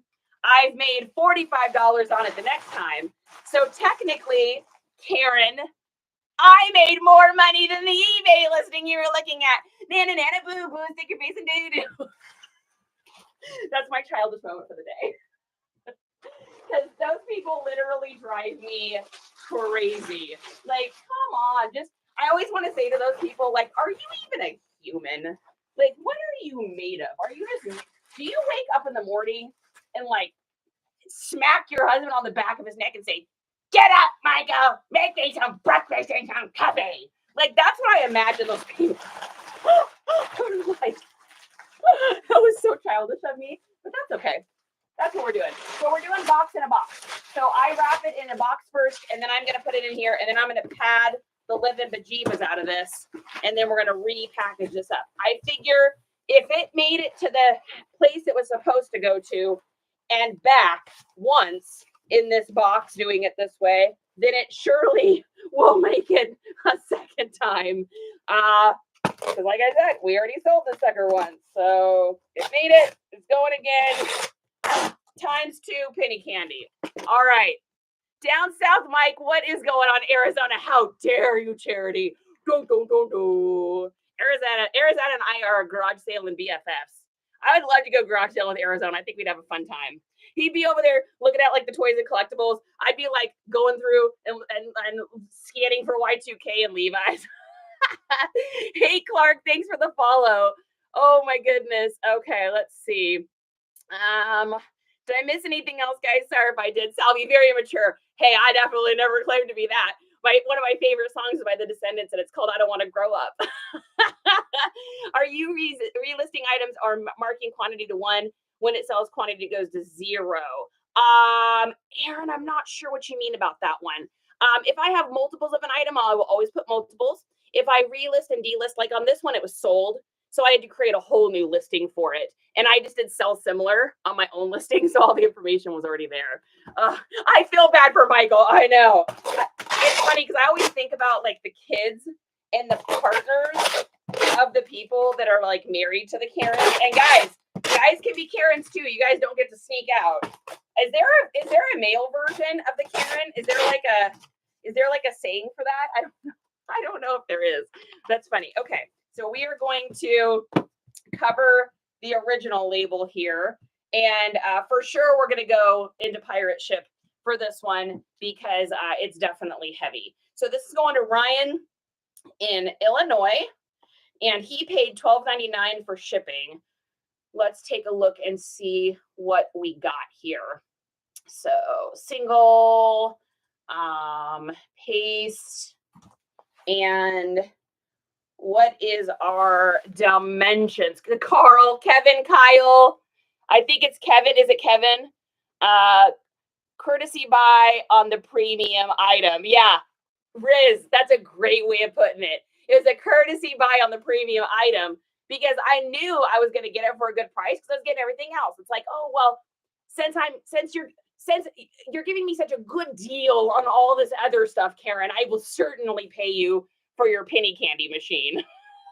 Chad, Carl. Oh my goodness, there's a lot of names in here. I like it. All right, 10 by 15 by 11. So 10, 15, 11, 15, 11. And then whenever it comes to these kind of things, I always weigh it a couple different ways. So I weigh it like straight up. We got 5.3 down, closer to 5.4 side. Yeah, we're going to call it 5.4 just to be safe. Always round up when it comes to this stuff because that 1 ounce can cost you money if their fingers on the scale when it weighs or, whatever the situation is. Oh, now I lost it. Did we say 5.4? Must be a Friday. My brain's all over the place. Yeah, we're going to go 5.4. Ditch what I thought. All right, so let's see what we got here for our rates. And they paid $12.99. Let's see what we've got. Ooh! Can I get it? Ooh! $9.63, baby. So we made a couple bucks on that shipping. Holler for $1, baby. That's what I'm talking about. That is what I'm talking about. All right, print that sucker, and here we grow. All right, give me that beautiful label, baby. Yeah, baby. Okay, so we're putting that on there, and there it goes off to its new adventure. Okay, are we done with eBay yet? Have we completed all that? Oh, I got to put the thing in here, and then I will look to see if I missed anything from y'all, and save and continue. Curious, do you ever take requests if someone is looking for something specific? I don't do any, if you're talking about like an item to resell, I don't really do like retail arbitrage. So I don't go in stores and look for new items. So I think it would be really hard because I'm just looking for stuff at garage sales. Now, that being said, I do have people that have bought like a certain size jean for me, like a hard to find Levi's jean, like a 60-32 or something that's kind of like a harder size to find. And they have said, if you find any more of these, shoot me a message. I do have a little list of people. But I don't usually take requests just because I think it would be tough for me to find those things. Okay, so let's see here. That's a good question though, actually. All right, let's move over to Depop here and see what we got. So we'll refresh this. We have quite a few things over on Depop today, of course. All right, first thing we've got is, let's see, this must be Poshmark. We'll put that there for a second. Oh boy, woo, we got a lot of stuff today, guys. Holy guacamole. All right, first thing we've got here is some Carhartt shirts. This is a good example of bundling items. So what these are is these are two really super large size Carhartt pocket tees. They're both the same size. The reason I bundled them is because no one wants to pay $5.99 shipping for one t-shirt unless it's like, a special shirt that's got like a band or something like that. So I try to get these things bundled together. So if I sell two of them, I will almost always bundle. Thanks for the roses, sweet Briar. Hearts to you. So I always do like a little bundle deal. These have sold, I am not exaggerating. I think they've sold either 2 or 3 times, and then the people didn't pay for them. So I was just happy to get these sold because I had to relist them because it went into the like pending status, and I've had to relist them. I think 2 of the times I had to relist them. So kind of annoying to do that. Nobody wants to have to put more work into it, especially for $10 t-shirts or whatever. So these are going to go in a bag here. Let's pop a sticker in them. And since we're over on Depop, I know a lot of people ship straight from Depop. I don't. I actually ship outside of Depop. And the reason I do that is because, cute little summer watermelon there. The reason I do that is because I can pad the shipping a little bit and actually make a little bit of money on the shipping on Depop. If I ship straight from Depop shipping, I can't do that. So let's take a look and see what we got here. We're going to copy this. Now, that means I do have to go to Pirate Ship, and I got to put in the specs, and I got to go through all of that. But you know what? It doesn't take me very much time. I can do it in under a minute. And if it means I make $2, then $2 a minute is not bad for an hourly wage. So this is going to Emily in Ohio. The address looks okay right there. That reminds me of the Hawthorne Heights song, if anyone knows what I'm talking about. There's a lover in Ohio. So come on, I can't sing the lyrics because I would get dinged on the old tickies. But okay, so we got 1 pound, 10 ounces on that, and that is a 12 by 10. Anybody? Do I have any emo kids like me in here that know what I'm talking about with Hawthorne Heights? Oh, canvas totes are back. Oh, you guys are having, no problem. I'm on the hunt for a vintage LL Bean tote bag. I'll keep my eyes out, man. You never know when you're going to run into something, right? I was like, I only know one song of them, realizing it was the same song. Yeah, probably. That's definitely their biggest song. I mean, it's like one of the anthems. It's right up there with like, Black Parade or something. That's such a good song. Now I'm going to have to hear that song today. Now I'm going to have to hear that song today. It's going to have to be, you know what tonight is though? y'all don't care about this or even know about it, and just it's so not for you, but it is for me. So NoFX, which is one of my favorite bands of all time, as you can see, playing their last shows, and I bought the 3-night stream package. So I'll be able to watch their last performances. It's the end of an era for me, for sure. I mean, I have been going to see them in shows since like 1996, I think is the first time I saw them. And so I have probably been to 100 NoFX shows, and that's not exaggerating. I probably have been to that many. So it's just a sad end of the era, for sure. I'm going to miss them. I've been to some shows they've done. They're so great, and I've been to some shows where they've just been so awful. But that's totally a NoFX thing. That's just how they work. And yeah, so I'm excited for tonight. It's gonna be fun. All right, so we're gonna mark this as shipped here, and that went UPS, and we're gonna mark the item. Let's see. I was like, oh, I'm standing outside your window with my radio. Dun dun dun, da da da da. Down, Mike. Right? That's funny. Hey, God, what's up? That's cool. I feel that bittersweet excitement. Yeah, for sure. NoFX is fire, baby. Yes, they are. It's got to be a tote. I'm only trying the vintage good leather ones. I'll keep my eye out. I mean, you never know what you're gonna find. Are they related to DOS EFX? I do not believe so. I don't know what that is. That could be a joke, and I'm not getting it, but I'm not sure. Vintage, what is up? Okay, next thing we've got here is a pair of pants. And let's see, which ones are these? These are the, drum roll, please, the Levi's 311 Shapers. That's no? Where are those? Oh, it's probably these ones here. Okay, let's take a look here. So this is an example of a jean that I'm not going to pick up unless I'm getting it for super inexpensive. It's got the kind of cheesy back Levi's tab. They're skinny jeans shapers, which is just not very popular right now. I'm sure that it'll have a comeback. However, if you're getting these for 50 cents or $1, it's totally worth picking up. I sold these for, I think I sold them for like $10 over on Depop. And, you know, it's an $8 profit or whatever. They take me 30 seconds to take a picture. I picked these up a long time ago. I don't really pick these up anymore unless I go to a sale and there's like 3 pairs of them all in the same size. Then I'll pick those up because then I can sell them as a bundle, meaning that I just sell all 3 at once. And then the person is more likely to get it. They only have to pay the shipping fee one time. And it's just easier because I'm just making one listing. So this kind of stuff, like I said, I don't really pick this up anymore. This was part of our garage hoard from last summer. It really is interesting to see how much you progress when you're sourcing within a year's time. Because I can't believe the stuff I picked up back then. We still haven't even gone through all those boxes either. There's so many more. And I just have a feeling I'm going to come across a lot more of these kind of things where I'm like, oh my gosh, I can't believe I bought that. But these are going to Alicia in California.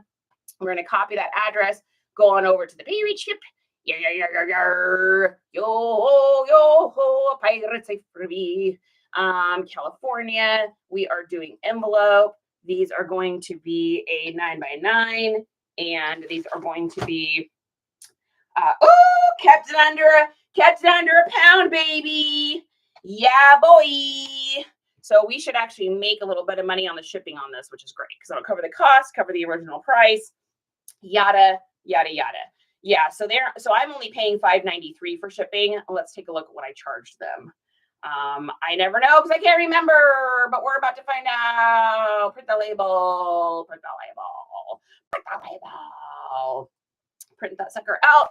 This is going to go UPS SurePost, which is probably one of the biggest ways that I ship items is UPS SurePost. For sure. She's a valley girl. Okay, so we're going to mark that as shipped. And let's take a look and see how much they paid for shipping. I am curious. They paid, she paid $7.90. So we made a couple bucks, which covered all the depop fees because there isn't much over there. Covered the boosting fee, which was $1.36. Covered the original cost, almost all of that. So that's great. So we really did make about $8 on that in profit. 783, I think. Okay, next thing we've got here. Am I missing anything?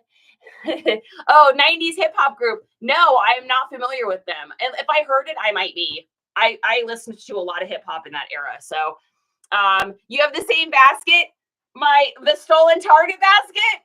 True story, guys. If you've been with me for a while, you know this story. But I ended up with this. Like we were at Target. I had a really horrible day. It was a really, really terrible day. We were picking up stuff. I think I was picking up some shapers to get into an outfit for a wedding because I was a different size at that time and I needed that. And I ended up with it, came home with it. It went inside with me. And then all of the stuff ended up piled in a corner that I needed to return.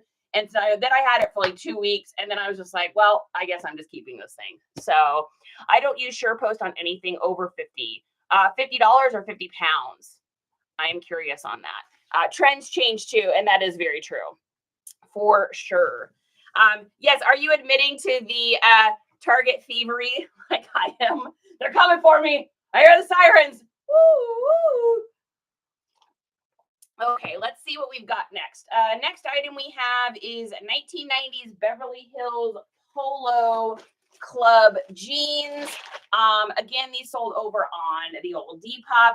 Pretty trashed, pretty thrashed, but this is what sells right now.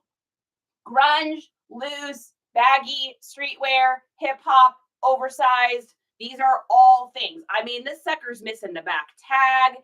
It's got stains on it.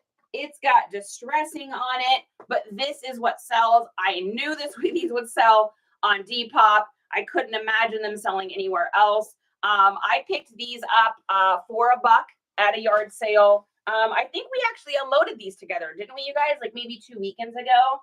So paid $1. That's adorable. That's so cute.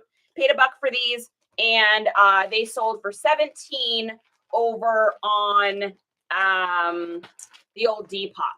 Now, these are not Ralph Lauren polo, not to be confused with that. These are not Polo Assassin. These are Beverly Hills polo, which was kind of back in the day, like the generic-y version of all of those in that era. So let's take a look here. Let's mark a copy address. We'll head over to pirate ship here. Let's get these in a bag and moving right along. $50 USPS insurance does not extend when past a secondary contract carry. Oh, that's interesting. In college, me and my roommate took a shipping cart for the semester for groceries from our group. I love it. Selby, that's amazing. That's good information, Riz, too. I didn't know that. I'm here as an undercover Target investigator. Coley's like, I've been watching these lives for like 4 or 5 weeks now, just waiting for her to bring out that. I'm going to screenshot it and I'm going to turn her in. Yeah, that is really interesting, Riz. I'll have to read more about that. I deliver for Spark Occasion. Those back stackable bins are fire. Totally true. Blended. Yeah. Oh my goodness, guys. These little restriction things are just so silly. So funny. I mean, come on. It's like, I don't know. I just think it's silly. Okay. I think most things are silly though. All right. So we have, we're going to be shipping this over. Obviously, we're shipping this over on Pirate Ship. Let's go ahead and copy this address. Where are these going? So this person probably paid $8.90 for these pants as far as shipping goes. These are going to, ooh, that's a cool name, Harley, Harleigh. That's a really neat name, in Michigan. So let's take a look here. Polly, and that is going to be a 12 by 10 and 2 pounds, 3 ounces. Those are some heavy jeans. Holy smokes. Okay, let's see. What do we got for our rates on this one? Looks like we're doing $7.94. So made a little bit on shipping as usual. We like doing that. We like covering our costs. So that covers the cost of my original investment. I think that's why I'm so crazy about garage sales, is just the amount of stuff I can get for the price I can get it for is just unprecedented. I mean, bins are great for that too. I just am happier with the notion of going outside all day on one Saturday and getting to spend my time outside and looking at things rather than going indoors and going to the bins. I think I would have fun doing it. I just really love my Saturdays. I get up at about anywhere between like 4:30 to 5:30 on Saturdays. I get my maps, I get everything ready. I pack my road snacks. I get my, my lanyard that you guys know I wear. I get change. I get all my stuff together. I get the car ready. I pop on some punk rock in the mornings, or I pop on a podcast. Y'all are still sleeping on TT, or I'd watch you. And I just go, and it's like a really cathartic time for me. I really, really enjoy my Saturday mornings. I liked it even better last summer because my son would go with me every Saturday, and we would just talk and have such a good time. Spent 2 hours on the phone with him yesterday. We just have such a great time chatting with each other. He is definitely my BFF. He's such a cool human. If I do say so myself. All right, go mark this as shipped.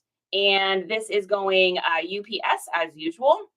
Paste it, set it, and forget it, as they say. Set it and forget it. Oh, do we get another? Might have got another sale there. Take a look here. Oh, we got an offer. Let's take a look. Yeah, we will accept that. I got that for $1. Hey, honey, I think I might have another item here. So I just listed this. It's a Gorillaz self-titled album about their 2001 release. If everyone remembers the Gorillaz group, super cool. It's not vintage though. This is a brand new, like 2022 t-shirt or something like that. I got it for, I don't even think I paid $1. I think I paid 50 cents for this thing. So we're going to sell it for $12 over on Mercari because it's not going to cost me any fees, and we are good to go on that. Okay, next item here. All right, we have what do we have next? Looks like we got another pair of pants. So these are a North Face black pair of pants. And then which ones are these ones? These are he's got them in here. So let me see which ones these are. These are these the Banana Republic? Yeah, these are the Banana Republics. Okay. So these are the ones we almost lost that we found this morning by using my handy dandy notebook and our brain power. Okay. So this is a pair of North Face 2008 black high vant ski pants. I would take them out of here, but then I'd have to wrap them all back up. I think I probably could have got closer to like 35 to 40 for these. However, there is a rip in the front leg. I got them for $1. So great. We sold them for $24. I'm happy with that. Yeah, it's always a bummer when you see that little tear, but I was willing to pick them up because, I mean, if they're going to cost me $1, I knew in my brain, I was like, I probably can get anywhere between 25 to 30 for these, even with the tear. And we did. So that worked out good. Okay, let's get these in a poly bag here and get these sent on their way. It was funny too. The guy messaged me about these. It was like, hey, no rush on the shipping. Like, it's definitely not time for skiing yet. I'm just getting ahead of the pack. I'm like, well, they're getting shipped immediately because that's how I do it. So, all right, cool, amazing sticker, super cute, going in here with our ski pants, and we will get these sent out. Now, there was other pairs of these for sale. Why did mine sell? Well, the other pairs didn't have any keywords. I know because I looked through the listings, and they also didn't have the year because people like buying stuff because of the era that it came from. I am done with those. Yes, thank you, baby. Yeah, so I am 100% all about putting the years of things on. Certain people are looking for certain years of stuff, and if it's there, it's just there. It's loud. It's easy to see. There was other ones of these for sale. There's actually quite a few of these for sale. So I'm just saying, I mean, you don't have to do that, but it definitely has helped me. All right, so we got 12 by 10, and then these are probably 2.5, I would say. 2, 2, 2, 2, 2. Call pizza 2, 2, 2, 2, 2. That's when you know marketing has worked, right? Okay, so we got 10 by 12, 2 pounds, 2 ounces, 10, 12, 2, 2.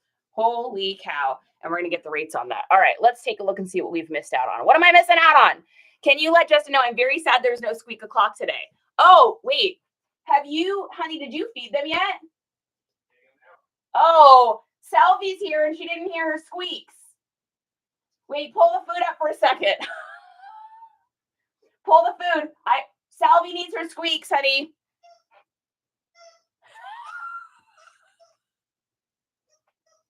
Yep.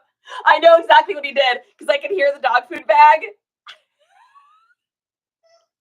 I could hear him with the dog food bag. So then what he did is he put it back on the counter. That's Meatball and that's Sally. Yep. That's Sally and that's Octi. Do you have Octi? Oh, Piggy. You've got Piggy, Mama? Okay. It'll stop in a second. Yeah, that's it. Now the food. They're going crazy. They're not happy. They're like, what, Daddy? You were halfway through feeding me. All right, Salvi, that was just for you. Aaron says, I agree on the grotto. USPS hires carriers for last mile, and insurance stops when handed off to private carriers. Mrs. Risner, I did not know that. That is really good information. Love doing that as well, says Vintage. Sadly, the season is winding down up here. Yeah, I am fortunate. It's one of the reasons we moved here. I'm not gonna lie. It wasn't the deciding factor, but it was definitely one of the notches of like why to move down here, is being able to garage sale all year. I used to be up in Seattle and it was like 3 months tops. How would that be set up on Depop, the pirate ship thing? Sorry for the dumb question. Annie, it's never a bad question. Just Google it. That's how I found it. I had to like figure out how to do it in the settings. Now, here's what I'll say though, Annie. I use Vendu, and in my software cross listing, I can set something as a default, and I have that set in my default that I do all of my shipping externally. So, because I know that some people had said that they couldn't figure out how to change it permanently in Depop. For me, I haven't had an issue, and I think it's because it's set up in Vendu for me. So I think. Yeah, Salvi, you got your squeaks. You're so funny to entertain me. I love it. I think it's cute. The dogs are like, oh my gosh, I have to wait for my food. Like, you will dance for your meals. You will squeak for your meals. I got to squeak for my meals. That's what I'm like. Justin, I'm starving. Justin, make me some pho. Justin, make me a salad. Justin, make me a smoothie. What'd you say, man? Yeah. Not too much pepper. Not too much pepper. Speaking of that, what are we doing for lunch today? Ooh, sandwiches? Turkey sandwiches? Oh, fresh sourdough bread. That's what I'm talking about. Okay, let's go and mark this as shipped here in the old poppies of the D's and item shipped. And then we should have one more thing here. Let's take a look. It should be these right here. These are banana. Yeah. So these are a pair of Banana Republics jeans. They have like a kind of a grungy skater, yet also slightly preppy aesthetic to them. Super bottom biscuit basic. They don't even have a back tag. This is just an easy bread and butter pair. Like, I know if I pick something like this up, it's got the vertical run stitching. So it's warp is gonna lead to less shrinking of the pant, people like that. And yeah, so these are just a nice little Riz, did you say this was no railroad? You said was the other direction, because I always just call this vertical stitch pattern, and then I put in parentheses helps pants not shrink as much. So I can't remember though if you said railroad is that way or the other way.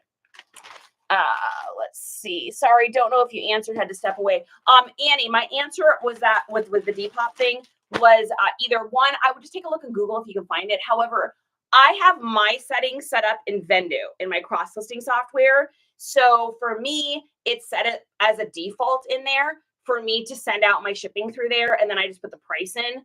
I know people had a hard time figuring out how to set their Depop shipping to be constantly external shipping if they didn't have processing software. I remember reading a post or something about that.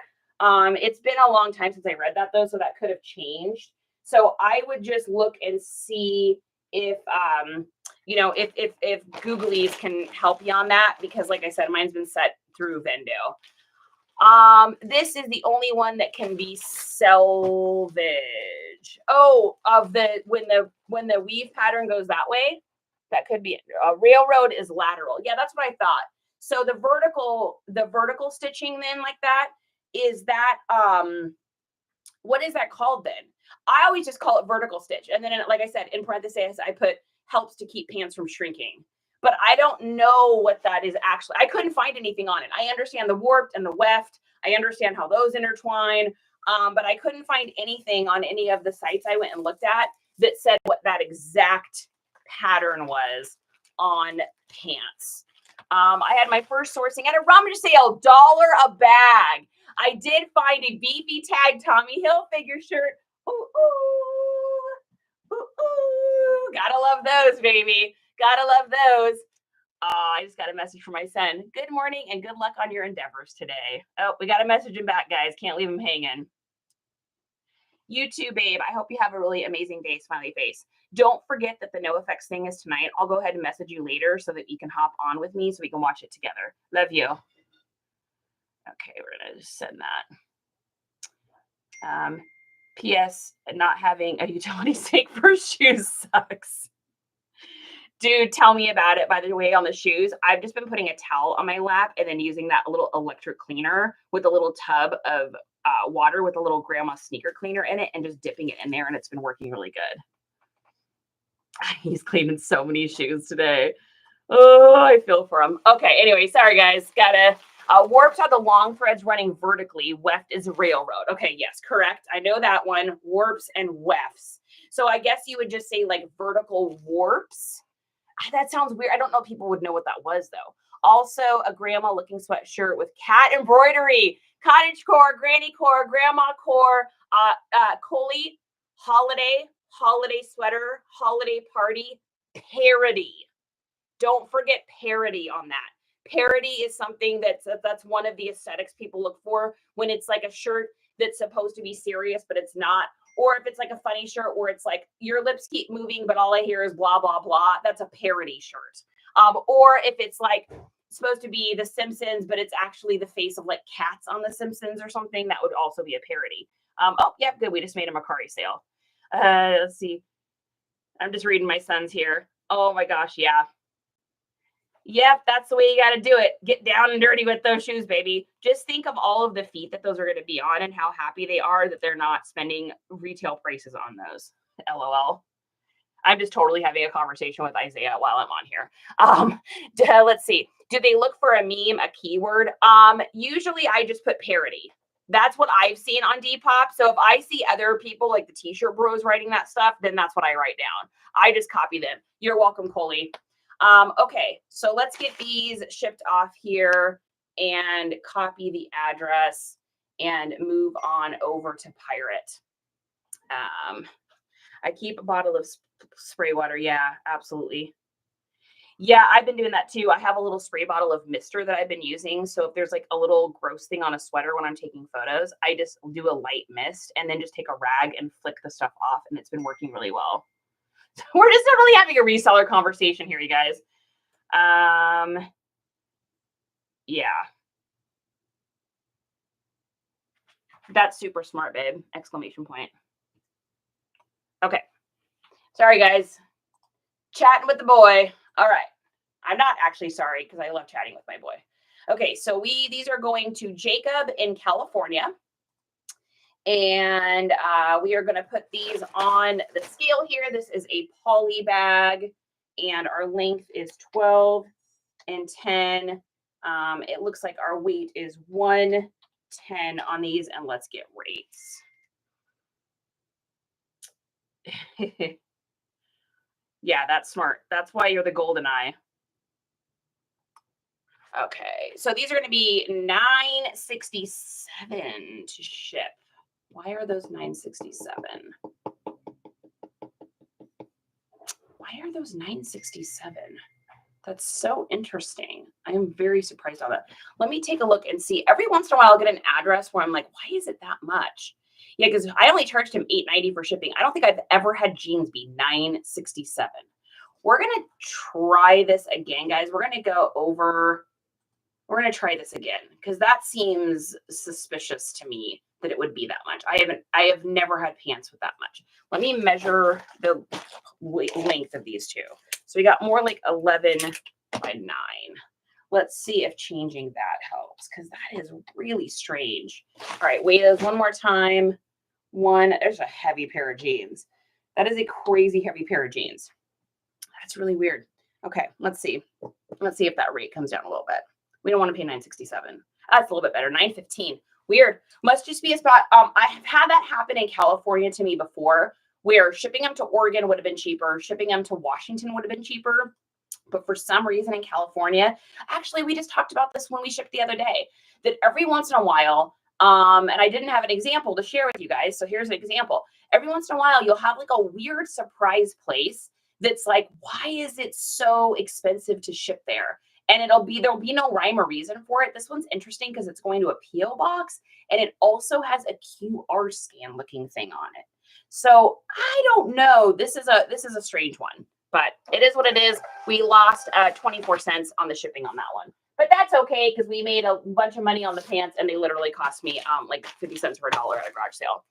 Flat rate envelope. Yeah, and I could have done that and gone through all of that and probably saved myself 30 cents, but I probably should have done that. I probably should have done that. You guys are right, called me on that one. Weft wraps around the warp. Yeah, so the lines that go down wrap like this way around the lateral warps, correct? Or is it the other way around? I don't know why. Could be remote, could be gracious. I don't know why my brain has a hard time wrapping around that. Stuff with words like that, I have the hardest time with it like switches in my head really badly. I don't know if anyone else knows what I'm talking about, but that happens to me. Okay, so mark as shipped. Let's get our thing in there. Yeah, I probably should have actually done just a carrier package on that, but that's okay. We're moving right along and going to our next item here. I always forget to do that here because it's always more expensive for me to do the carrier stuff than it isn't usually. Okay, I think that's everything on Depop. Oh, looks like we got a message. Let's see if it's an offer. Let's see. Today, what is the lowest you would go? This is a pair of True Religion, very rare Joey T flared with the twist hem. I have them listed for $51. Let's see. The lowest I would be willing to go, I paid $1 for them. If we did 42, that'd be $9 off, so that'd be 18. I can do 42 today. How does that sound? Question mark. How does that sound? Coley, that one's for you. How does that sound? Well, it's either going to sound good or bad to her. We're about to find out. All right, let's go over to Mercari. We got some weird sales on Mercari today, guys. We got some really, really, really weird sales. So couple things I had forgotten were even in my inventory. They've probably just been delisting and relisting. Very strange things. Mercari, it's funny too, because I always joke that Mercari to me is like a Target conveyor belt.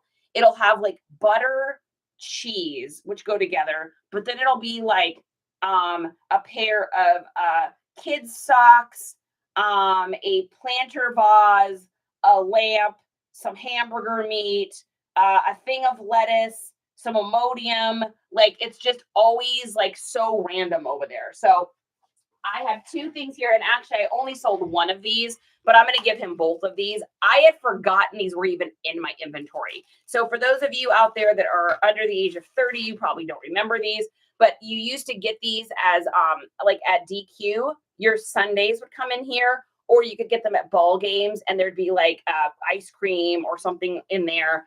I totally forgot I even had these. These were literally like, Justin was like, where are those? I'm like, dude, I don't even know.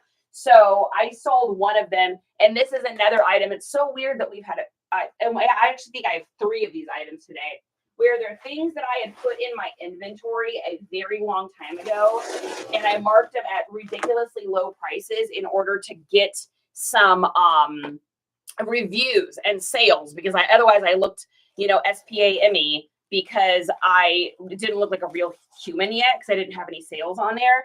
So I think this is probably one of those items because this is not something I would pick up now, and certainly not for the price that I sold it for. So cute little doggies going in there. Yep, the old DQ baby. Yep, Coley, how does that sound? I was hoping you'd pop that sticker up. That's almost math. Say that 3 times fast. I know, right? Web wraps around the warp. Nope, I can't do it. Hey, Jewel. All right, so these are going in here, and then I'm just going to wrap these together, and then I will actually send a message over to the customer and just be like, hey, I had an extra one of these. I already checked, and I didn't go over for weights on Mercari, so I'm not worried about it. And I'll just say, hey, I had an extra one of these. I just included an extra one in, which will probably get me a very nice review and rate, and I can get this out of my inventory. Hey, baby. Please don't forget to take that other weird little Yankees helmet thing out of the inventory if you can. I don't want it to sell accidentally because I am shipping both of these to that one person. Does that make sense what I'm saying? Okay, cool. Oh, we got another message here. Oh, goodness. I love my son. Guys, anybody else crazy about their kids? He is so cool. All right, sorry guys, if I get messages about selling items, I will always pause because you know what? That pays the bills. No, sorry, that plus shipping is still like $50. I'm so sorry you're unable to accept that offer, smiley face. If you change your mind and they're still available, you're more than welcome to it, exclamation point. I hope you have an amazing and wonderful day. Cheers. Okay, let's see. I'll put a little smiley face. Okay, perfect. All right, moving along. Next item. Oh, we got to get these backed up. So I'm going to put these, do I have a, let's see. I should have some envelopes. I think that they're going to be safe in here. Yeah. Yeah, you gonna be good. You gonna be just fine. All right, we're going to go ahead and print out our label for that. And open label, get it printed, open label. This is going to Georgia, California. By the way, I looked up to see where the majority of my items get shipped to. I was curious to see what state I ship to more than anything. And I was actually really surprised. It's actually California. Now, of course, California is a long state. I understand. But like a very large percentage of my items get shipped to California. So I thought that was really interesting.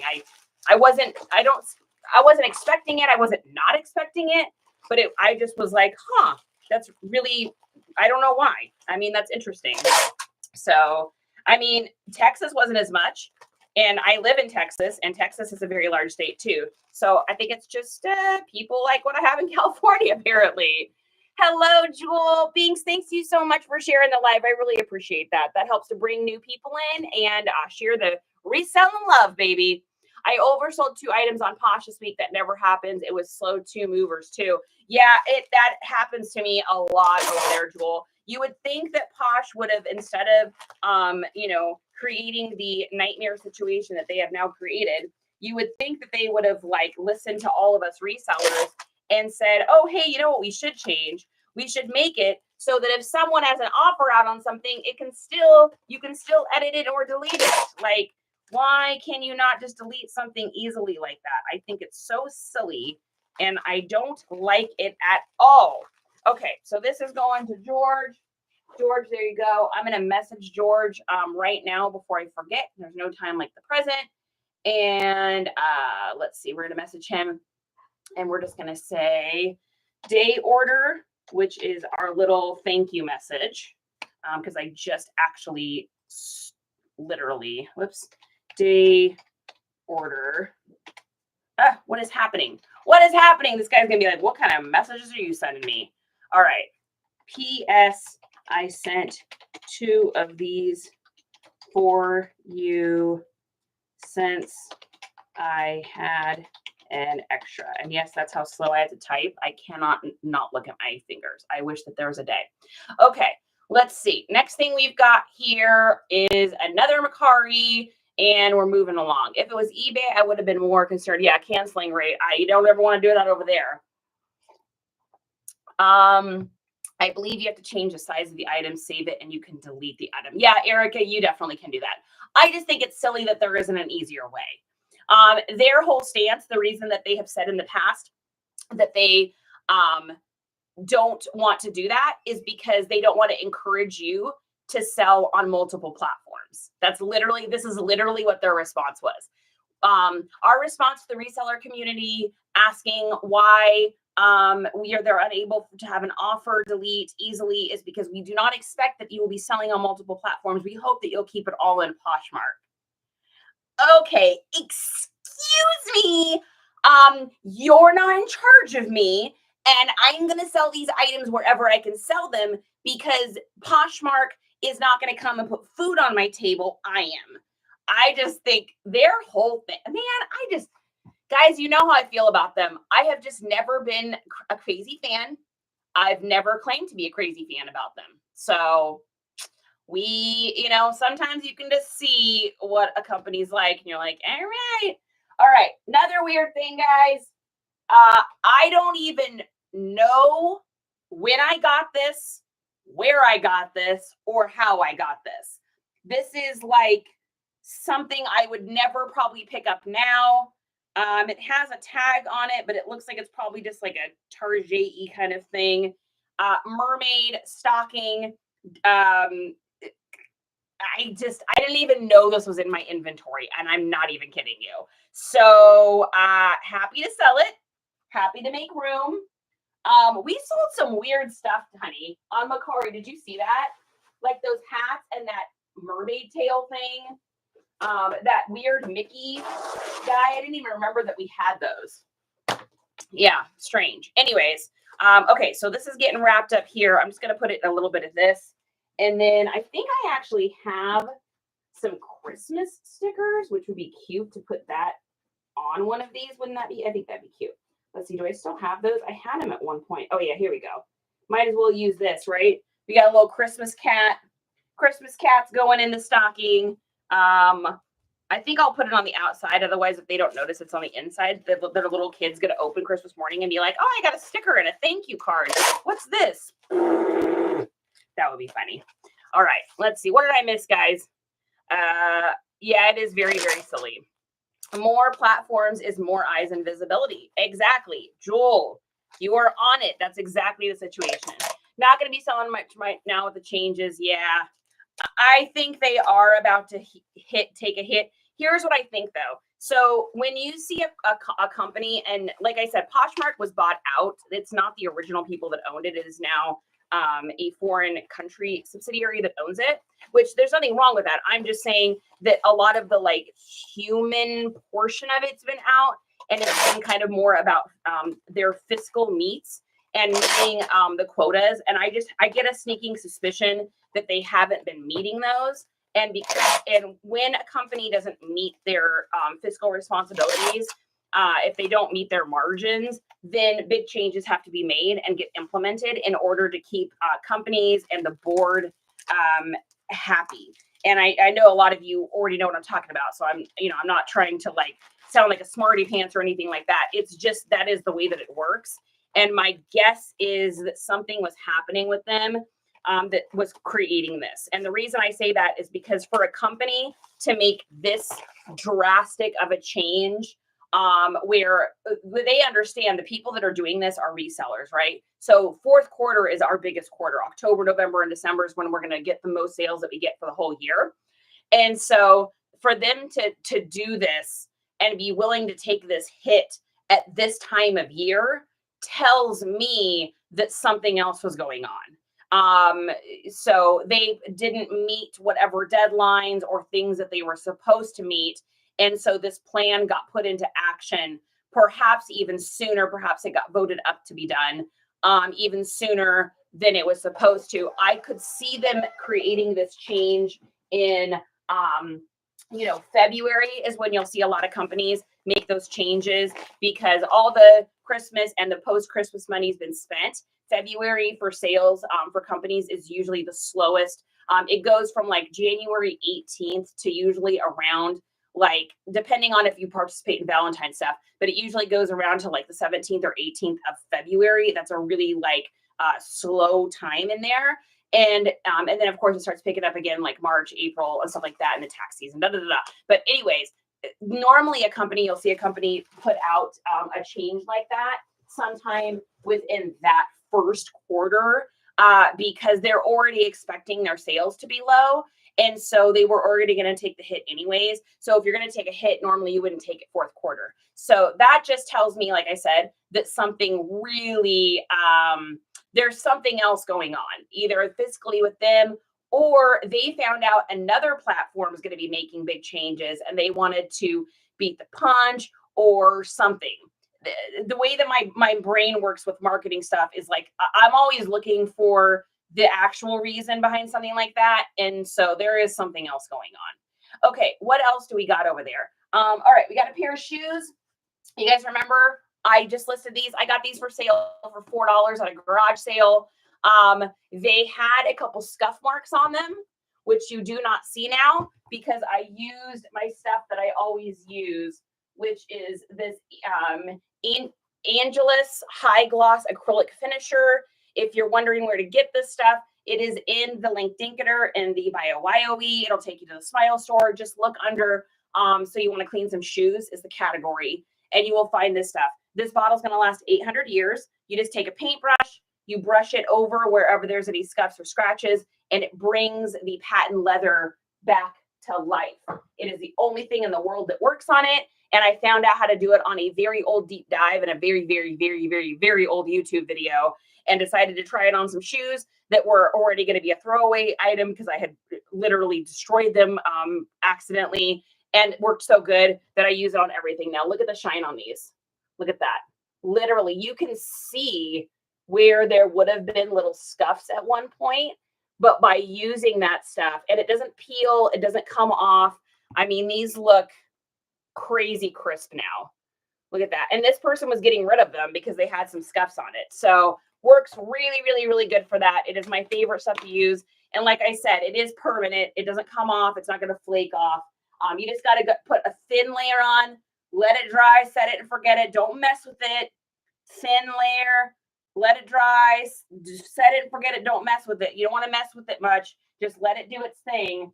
And you will bring shoes back to life. I suggest the first time you try it on something, a pair that you don't care about. Don't do it on a pair of, $100 boots or something.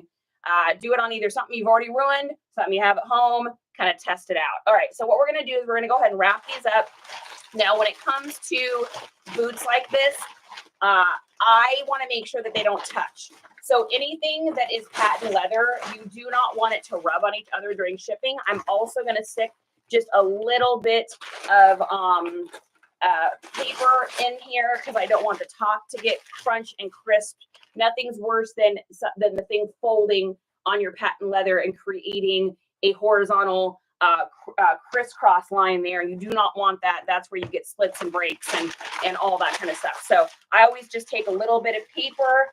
I put that down inside of it, and then I don't have to worry about it. And then, like I said, I'm going to make sure they don't touch. Now, normally when I do shoes, the first thing I do is I wrap it in my foam, but I don't want to put anything on this patent leather that's going to go beep, beep, beep, beep. We don't want that, right? So I'm going to use paper for this for our first wrap. So once again, I'm going to say this again because this is really super important to remember. If you're doing patent leather, do not wrap it in bubble wrap or wrap it in, hey baby, oh my gosh, I need you so much today. I need paper from the garage. So once again, patent leather, do not put bubble wrap, do not put foam, do not put saran wrap, anything that could get moist and then go, we don't want. So we are going to wrap these up first in paper so that we don't have to worry about that housing. So we're going to wrap one boot, and then you do not want them touching each other either. Very, very, very important on these. So we got these for $4 at a garage sale. They sold for $26 over on Mercari. So there's no fees or anything. So we made $22 in profit on a pair of these. And it only took me, I probably spent 4 minutes all together with the paint. So not a lot of money on those. Let's go to view order. I'm going to make sure my weight is good on there. I usually over put the weight on Mercari because I don't want to get a naughty puppy, which we did. We're going to open the label. We'll print that out while he's getting us paper. And we will keep going here. Can you repeat the name again? Yes, absolutely. It's this stuff here. I just can't hold stuff up for too long, guys, because TT gets really weird about it. So it's this stuff here. It's called Angelus, Angelus. But you have to get the right one. This company makes tons of different paint things. So like I said, go to the link dinketer up there on the BioWowie, click over to it, go to the category that says, so you want to clean some shoes, and it's in there. I'm not telling you that because I like, you got to use my link. I'm literally telling you to make sure you get the right one because there is a whole bunch of different kinds of things that company makes. In fact, I have another one of their products that I don't like. The Soul Bright stuff, joke. Total joke. I've tried it 3 times. It does not work. You can't convince me that it does. All right. We're going to put this as print here. What is it doing here? Custom. It's so weird. Every once in a while, Mercari, I have to go in and set it to a different thing. And it's 36 is my magic number in my printer for these. You print enough stuff and you just start to figure it out. Baby, did you get paper? Are you getting paper? Can you hear me? Oh, here's a piece. All right. So we're going to wrap these up here. He's going to come. I knew it. I'm like, he's going to come right as I'm wrapping these. Oh my gosh, that's so much paper. We got paper for days, yo. Oh my goodness, Jess. You're a delivery man today. How does that make you feel? That's your job. Okay, so now we're going to take these boots and we're going to put them together like you would see them in a shoebox. So sole, flippy. And then what I do is I take my saran wrap here and I wrap them so they stay together. And the reason I do that is because I don't want these boots shifting around inside of a poly bag. This is an easy way for you to do this so that you don't have to put these things in a box. Because if you put them in a box, I mean, on Mercari, I guess it doesn't really matter because you're paying for the, they're paying for all of it. But it's like, I don't want to take the time to find a box. I don't have a box. It's easier for me to just do it like this. Wrap these around with the saran wrap. And then what I do is I take the saran, turn it sideways, and then we're wrapping, trying to not spill our coffee. And we're going to wrap, and then we're going to wrap. So we're just going around here, making sure these stay nice and tight and taut. And then we're going to cut this and fasten these puppies in. So that just, I don't want to have to find boxes and go through all of that. That sounds like a lot of work and not a good use of my time. So a little saran wrap, a little paper, GTG, good to go. These things are not going to rip. They're not going anywhere. Everyone's protected. Everyone's snuggled in there. Everyone's happy. All the shoes are happy. And then we got to slide a little sticker in there. What are we going to give this person here? Oh, this is a cute one. Look at that. Little moon and stars. Yeah, baby, moon and stars. Oh, did you make it in Mama's shipping room? Did you get it? Come here. Oh, come here. I know. Mama's been in here all morning. We haven't had any time together. I know. I love you very much, but I got to keep working. I love you very much. I know. Everyone say hi to Jack. This is Jack, a.k.a. Jack Skellington. Hi, baby. I know he's like, we haven't snuggled. We haven't played ball. We haven't done anything together, Mama. All right. We do the love, and then we do the lint roll. We do the love. We do the lint roll. Okay, we are still going, guys. I cannot even believe how much stuff I have shipped already. Like, this is definitely a, I mean, we're going to be well over 20 items today for sure, which is not bad for 36 hours. You can't beat that. All right. Did I miss anything here? Gosh, guys, I probably missed a whole bunch. Hey, Miranda, good to see you. Ninja Mom, thank you for joining in. And Marie, welcome. Any NiceComps? Felix, there's always NiceComps, baby. The tail wagging, I know, it's so much. He is such a sweet boy. He loves his mama. He was a rescue pup. Both of our dogs actually are rescue dogs. So most of the shelters in Cali, where he originally was from, are not rehoming shelters, if you get my drift.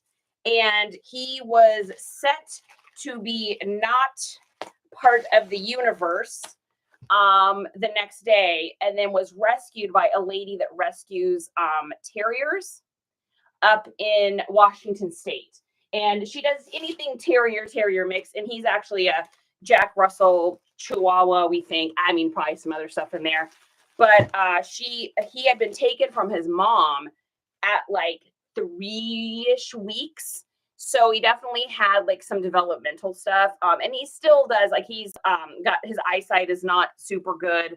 Although he can always seem to magically find his ball, but like if it's dark in the room, he can't tell who it is. And so he gets like scared. And so he's just got a couple little things. He's a little spicy like his mama.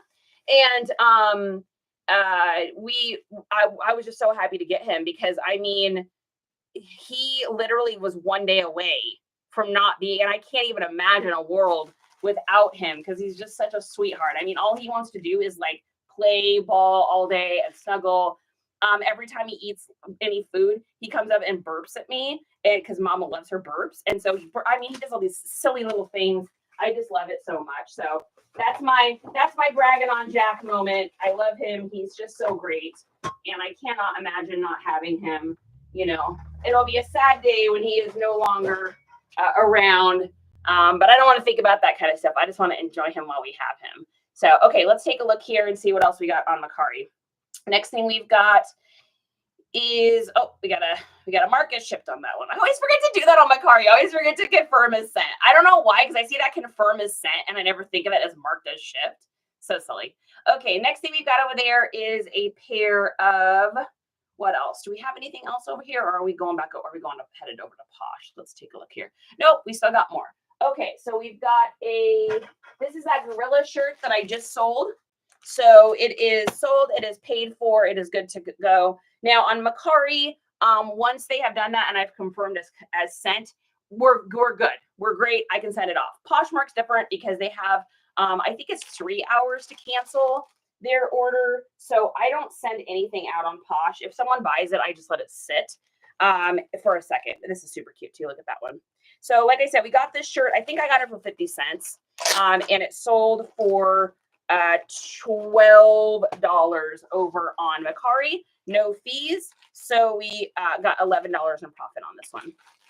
Surf, what is going on? So sweet. I have an English bulldog. Oh, she doesn't do much. English bulldogs are so funny.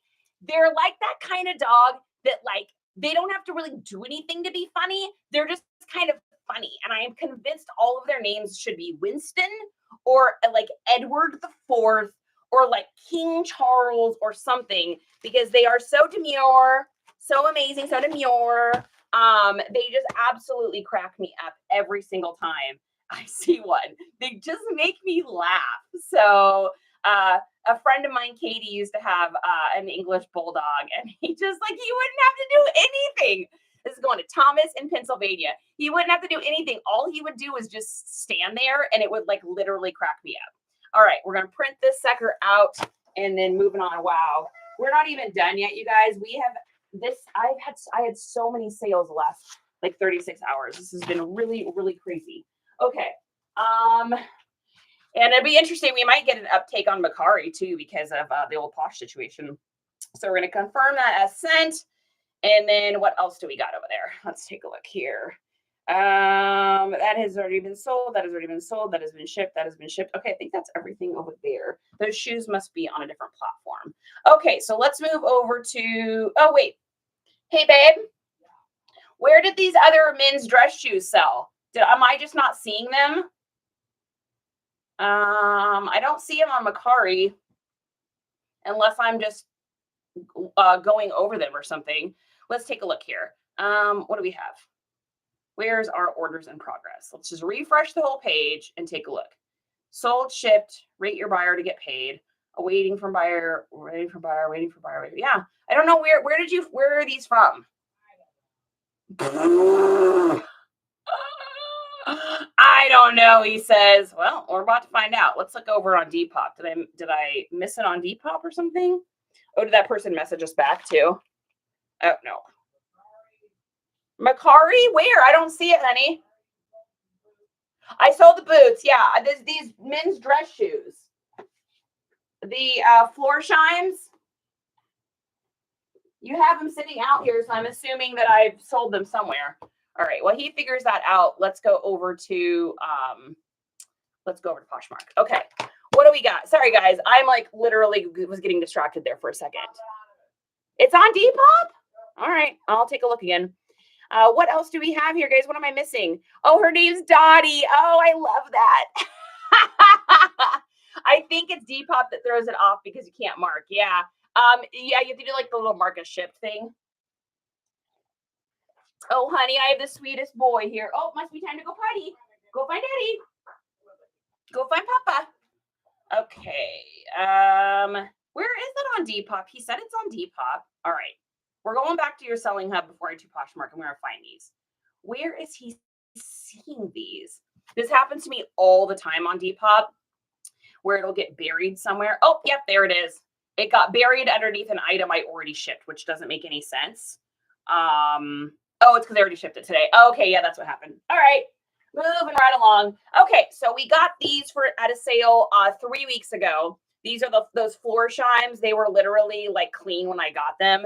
All I had to do is I just did a little leather cleaner on the outside, and I just like used my little like thing for 2 seconds and cleaned them up.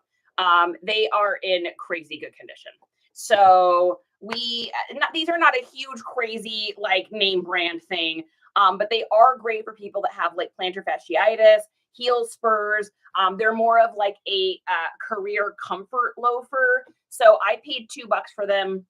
We sold them for 17 plus shipping. So let's get these shipped. Now these ones are a good example of when I will use the foam. I don't have to use the paper on those necessarily because I don't want them to touch, but it's not as sketchy, I should say, as the patent leather touching. And then I always do usually put, depending on the shoe, but most of the time, I will put just a little bit of paper in these dress shoes because I don't want the tops to get like any more crease than they are. I am cognizant and aware of how much I do put in though. And the reason I am is because I am paying, or I'm trying to, keep my shipping costs down a little bit.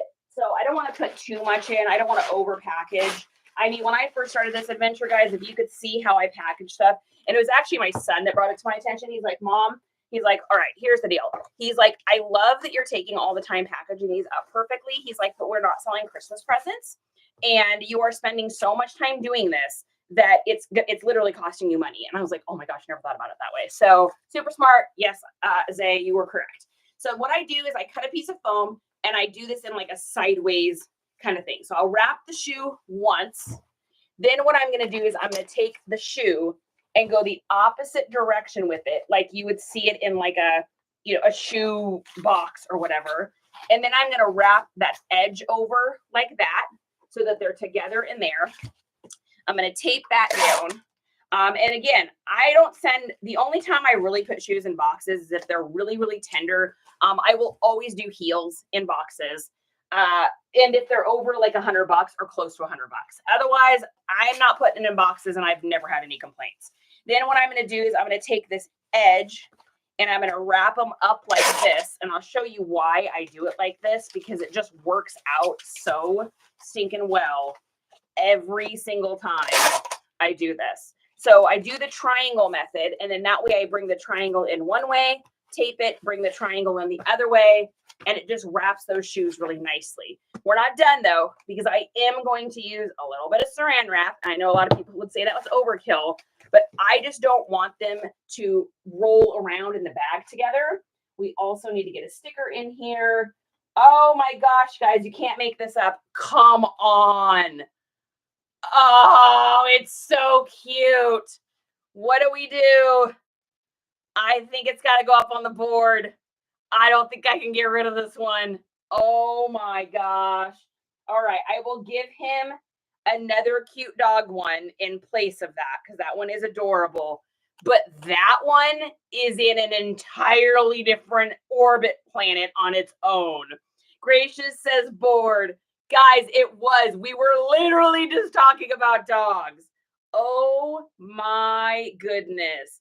That's the universe smiling down and giving me a little something and us a little something for giving Jack a little love, little pet, and a little rescue from a bad situation. Going on the board, folks. Going on the board. Look at him. I mean, come on. Okay.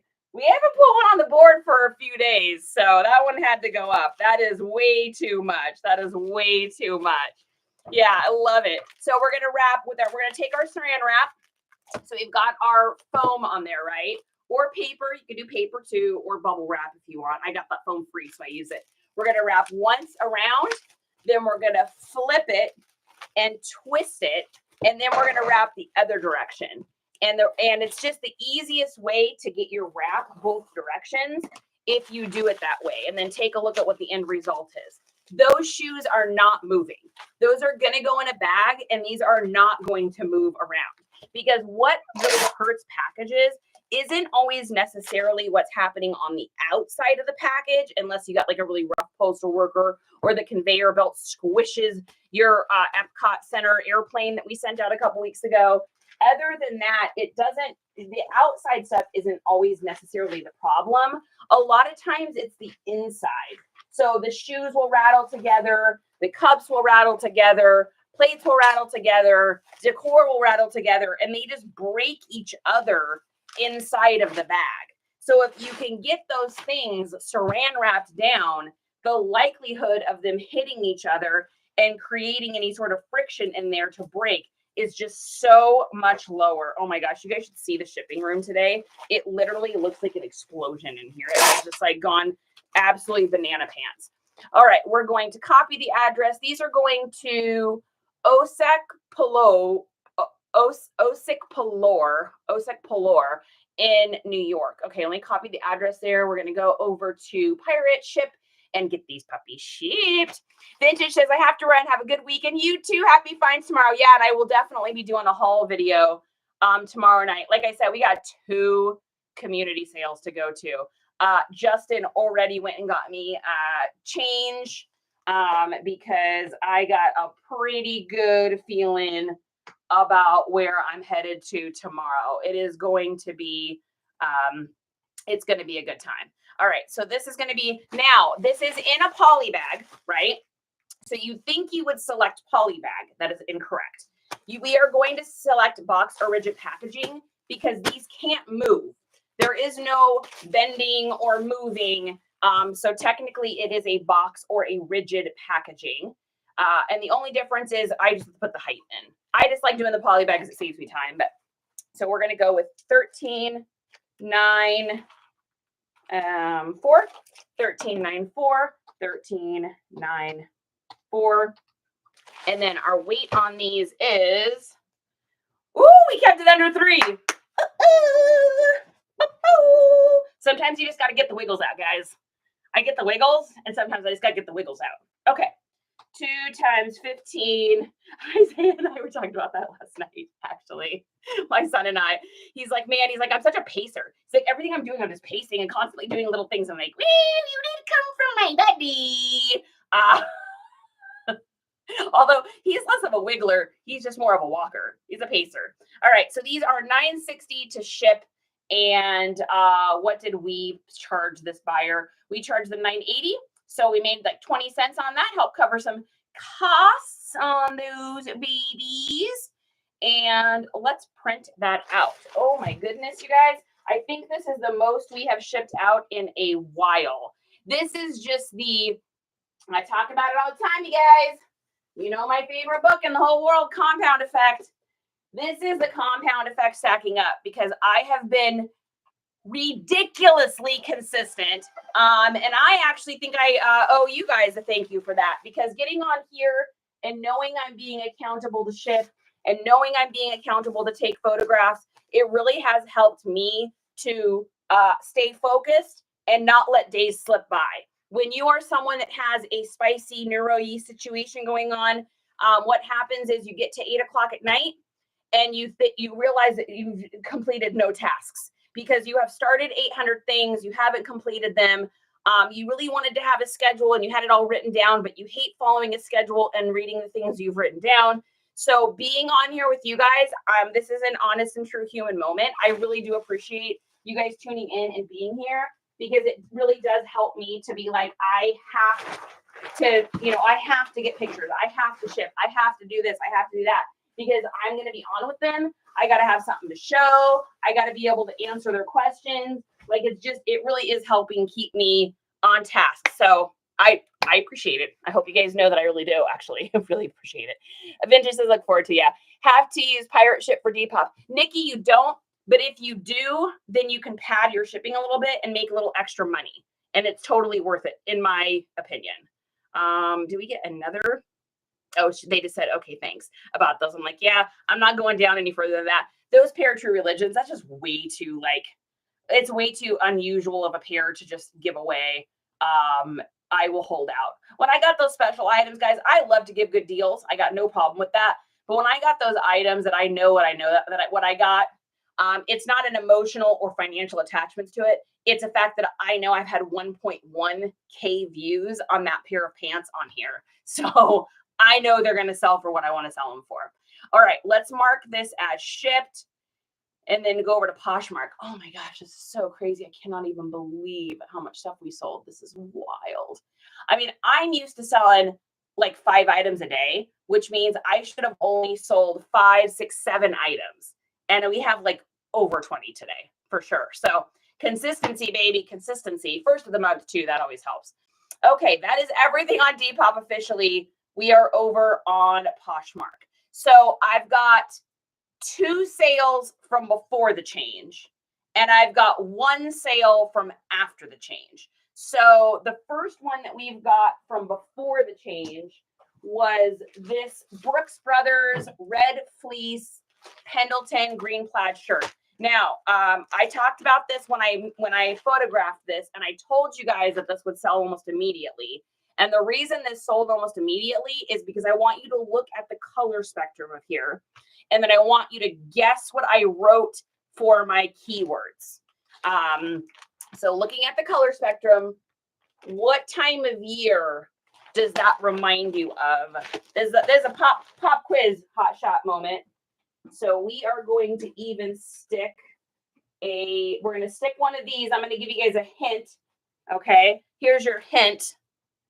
Rudolph the red-nosed kitty cat had a very shiny nose. All right. Holiday, Christmas party, work party, cabin core, Santa Claus, Christmas time, holiday, fun, party.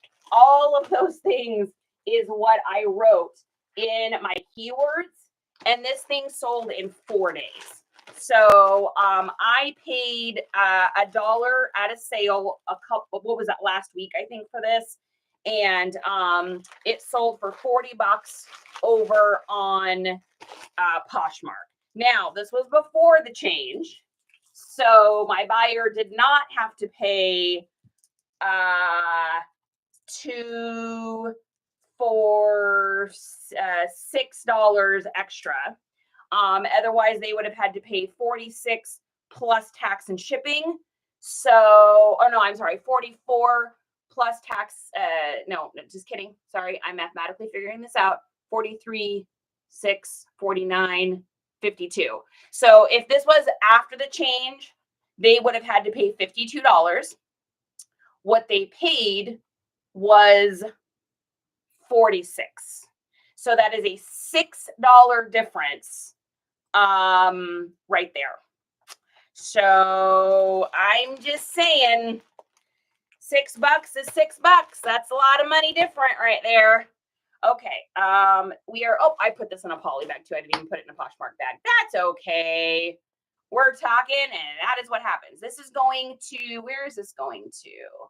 Let's print this label. Yeah, I mean, the more I see this, I'm just like, come on, Posh, man, what'd you do?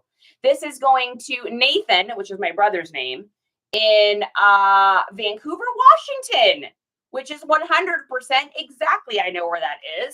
I've spent time in Vancouver, Washington, because I am from the Seattle area. And also that is one of our pit stops that we would always stop at to like gas up, get food on our way down to like Portland. So if we headed to Portland, we'd always stop in Vancouver area to get a little something to eat. It's also south of Olympia, where I owned my very first salon. Okay, so this is going in the post office thing, and then we're gonna remember to use Poshmark bags from now on. So we're gonna mark as shipped. Next item here that we've got on Poshmark, you guys saw me get this and list this. So this is a Farm Rio jumper, and I got this for $3 at a yard sale, and they comped for around 120, but not this exact one. They were kind of in that range for the used versions of these. I went ahead and accepted an offer for $99 on it, because I paid $3 for it. So I mean, I can let it sit in my store for $20, or I can sell it. And I'm so glad I sold it, because this happened. I sold this about 8 hours before they made that change. Had it been 8 hours later, my buyer would have had to pay an additional, let's see, she paid $99. So we got the $3 insertion. So that's, let's just mathematically figure this out really quick here, because I've been really curious about these. So 99 plus 3 plus her tax was probably, let's see if I can see her details on this. I can't. Let's just say hypothetically her tax is $7. That's going to be 109 plus she paid the shipping. So she only paid about 1, 9, 10, 11, 12, 13, 14, 15. So she paid 115, right? Total, that's probably about what it cost her. Now I ate a $19.80 Poshmark fee, but she saved a ton of money because she bought this before the change. Now what would it be? So you got 6, 7, 8, 9, 10, 11, 12, 13, 14, 15, 16. So we're going to go 99 plus 16 times 0.0599. So she would have paid whoops, sorry, just kidding. 99 plus 16 equals, and then times 0.5999. So she would have had to pay an extra about $7 on this. So she saved herself $7. I paid 20. Well, that's weird, right? This is the perfect quintessential example of why Poshmark wants to be selling higher priced items. Because my fees, had this happened after Poshmark, would have been what, $15? Her fees would have been $15, including the shipping and everything, because it's a higher priced item. Now, if this was a $10 item, with the $1 insertion fee, the $5.95 shipping, and all of that, she would have paid an extra $5. So it's $5 more on a low price item, 16 on a higher price item. That doesn't make sense. But think about it. Poshmark would have made $32 on this instead of $19.80. It's Luda. It's insane. And how they did this is just, I can't get over it. I literally can't get over it. Let's see what else. Yes, Christmas. Exactly. That there's an RV, Clark. Now, don't you be getting too attached to it. We're going to be taking it home with us when we leave next month. Love it. Do you put keywords in the description of the item? Yes, at the very bottom of all of my listings, 100%. 100%. Okay, so this person's getting the perfect sticker for a Farm Rio. And we are going to put this I'm going to put this on the outside because I don't want the sticker to accidentally get on there. And we're going to close this sucker up So that's a good profit for me. I mean, yes, I had to pay $20 in fees, which stings, but our total net earnings was $79 on that. And I got it for $3. So what, we made $76 in profit on that one. Not bad. And I didn't have to stain remove. I didn't have to do nothing on that. We're going to fold this sucker up and let's get this printed out. Yeah, man. Posh. What are we doing? What are we doing? What is happening? And how is that even possible that is what they decided to do? This is going to Madeline in Florida. Perfect place. Perfect hot environment for a nice little lightweight jumper. If this was my style, I probably actually would have kept this because it looks really, really super comfortable. I just, I don't wear very many like kind of girly dress clothes. I don't tend to feel like charity in them. I feel a bit weird in them. I don't know why. It's just not my jam. Okay, so we're gonna get that all put on there. Make sure our sticker's on there nice and good because we all know that the stickers like to peel up off of the Tyvek for sure.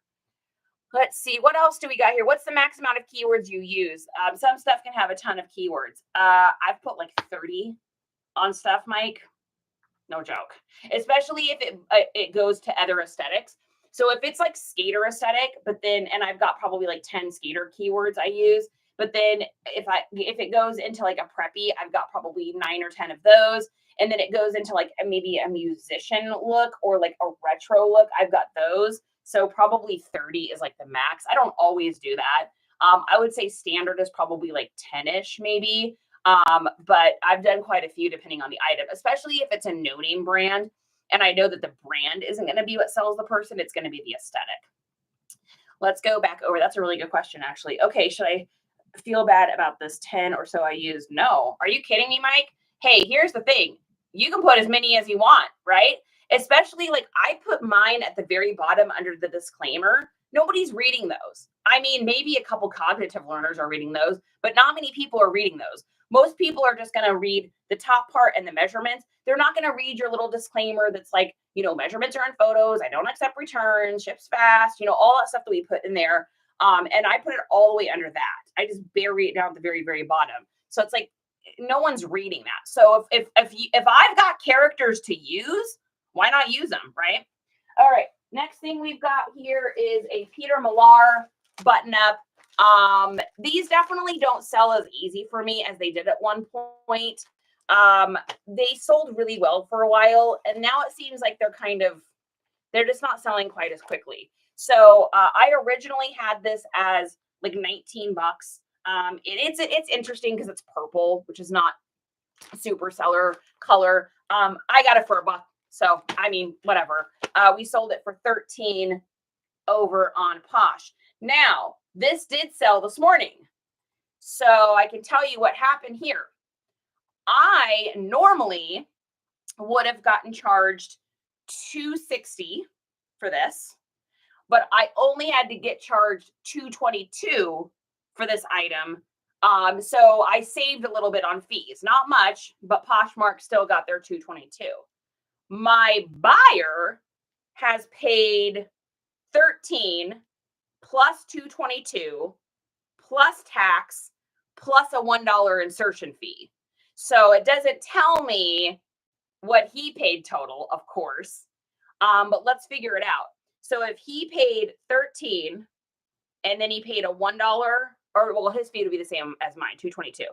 So 13 plus $222 is $15.22, plus he paid $154 in sales tax, plus he paid $5.95 in shipping. So this $13 shirt cost him $22.71. Let me repeat that. This $13 shirt cost him $22.71 on Poshmark. He must have really wanted this shirt, because I would not give you $9.71 more for a shirt. I just wouldn't. Crazy. I mean, the more I see it, the more I can't get over it. I want to be the positive person about this, and I'm really struggling on that, guys. So this is going to Logan in North Carolina. Take your shirt off. Just around your head like a helicopter. Gotta do it. Has to happen. All right. We're going to print that out and get this on a Tyvek. Here we go. Yeah, what do you guys think about that? What are our thoughts, questions, comments, thoughts, ideas on that? Do you feel like it's fair? Do you not feel like it's fair? Dude's getting a surfboard. What do we think? What do we think? What is the aesthetic vibe for Miami Vice look? Thermal wave or something like that? Miami Vice is going to be like 90s nostalgia, 90s retro, 90s throwback, preppy, prep, preppy style, PREPPIE, PREPPY, and then style attached to both of the ends of those. Norm basic, norm core, I mean, that's going to be the most of it. And then if it's got any bright colors, you can do 80s throwback. You can do 80s flashback. You can do 80s nostalgia. You know, neon colors, bright colors. Fire, insane, depending on what the print is on the front. Those are just the ones off the top of my head. Okay, so Peter Millar is getting wrapped up here. I'm going to put his sticker on the outside too, just because I don't want this to transpose onto that for some crazy reason. So I just put my sticker here and then I just tape down the edges. We're going to pop this into a Tyvek. We're going to turn it and burn it. All right, get this on there. And then we're going to tape down the sides and then put tape across the front. Thanks you guys for hanging out with me for so long today. I know this has been like a very long shipping thing, but I cannot even believe we had this much to ship. And we told some great stories today. So, I mean, you can't discredit the stories. That's half the time. That's half the fun of hanging out, right? If you don't like stories and shenanigans, I'm probably not the person for you. And that's okay, because you know what? Variety is a spice of life, and it's my favorite spice. Okay, let's go back over to Poshmark, and let's just see, do we have anything else? Oh my goodness, guys. This is what my room. You should literally see my room right now. It is trash. Okay. Shipped in transit. All right. This is what we do our look through to make sure we didn't miss anything. So I always pop open my phone. I'm going to go over. I'm going to look. I'm going to look at messages. I'm going to look at orders, and I'm looking to see if there's anything I missed anywhere. Nope. We're good on that. Let's look at Depop. Anything we missed on that? Let's take a look. Yep, we sold 3 things. Hey, honey. Oh my gosh, this is insane. Hey, Just. Let me try to call him. Oh my gosh, guys. Well, hope you want to hang out for just a minute more. I can hear he's got his TV on in there. He probably can't hear me. Let's give him a call. Oh my gosh, you guys. So crazy. So crazy. I can't believe we just sold 3 more things. Hey, baby. I just sold a bunch of stuff on Depop. I know, it's very exciting. And I'm still shipping live. So if you want to grab them for me, that would be amazing. Okay. This is how we communicate. Just a little phone call. Let's see, what else do we got? Vaporware. I haven't heard of that, Tanisha. Is that what you're talking about for Miami Vice? If that's something new to me, that's amazing. I'm gonna look at that. Depop, babe. Vaporware. Vaporware. What is that? Is that an aesthetic? Oh, it says software or hardware. A computer industry product. No. Are you guys talking about something totally different? Am I like looking up an aesthetic that doesn't exist and we're just making something up? Yeah, I don't see anything. Yeah. Okay, let's see. Thoughts on, Ruth's got a question. Thoughts on colored clothing, especially red cargo jeans or yellow joggers. Would style or brand matter? You know, red men's clothing doesn't do really well. Neither does yellow. Those are probably the 2 hardest colors to sell, in my opinion. So if you're getting stuff for a good price, great. If you're not, then I would steer clear of those colors for men's clothing. It just doesn't sell. Same thing with men's shoes. Yellow shoes and red shoes, really hard. This is a bundle. Okay, thanks. So because of that, you are definitely going to need to put an aesthetic in. I mean, if it's Nike, that's going to help, but I would definitely put the aesthetic in there. Is it streetwear? Is it street style? Is it hip hop? Is it rap? Is it old school? Old school with a CH, old school with an SK. So that's definitely going to be like a keyword situation. Yeah, I agree with you, Tenacious. Almost doubled his coats. Most buyers aren't going to do that. I doubled his cost. Most buyers aren't going to do that. This guy must have really needed like a shirt with the purple and white or something like that. I mean, I can't imagine paying $10 extra for that. No, it's an aesthetic. Vaporware aesthetic. Ooh, this is something new to me. Call the changes that were going to happen. Right? What's that?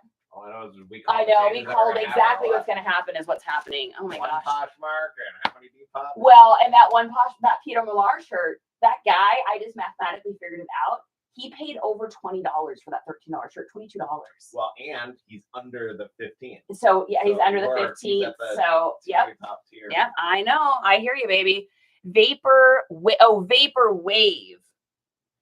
Vapor Wave aesthetic. And is it VAPOR? Okay, what is this? Is a microgene of electronic music and a subgenre of hauntology. Oh, what is this? Okay. Oh, we're writing this down, you guys.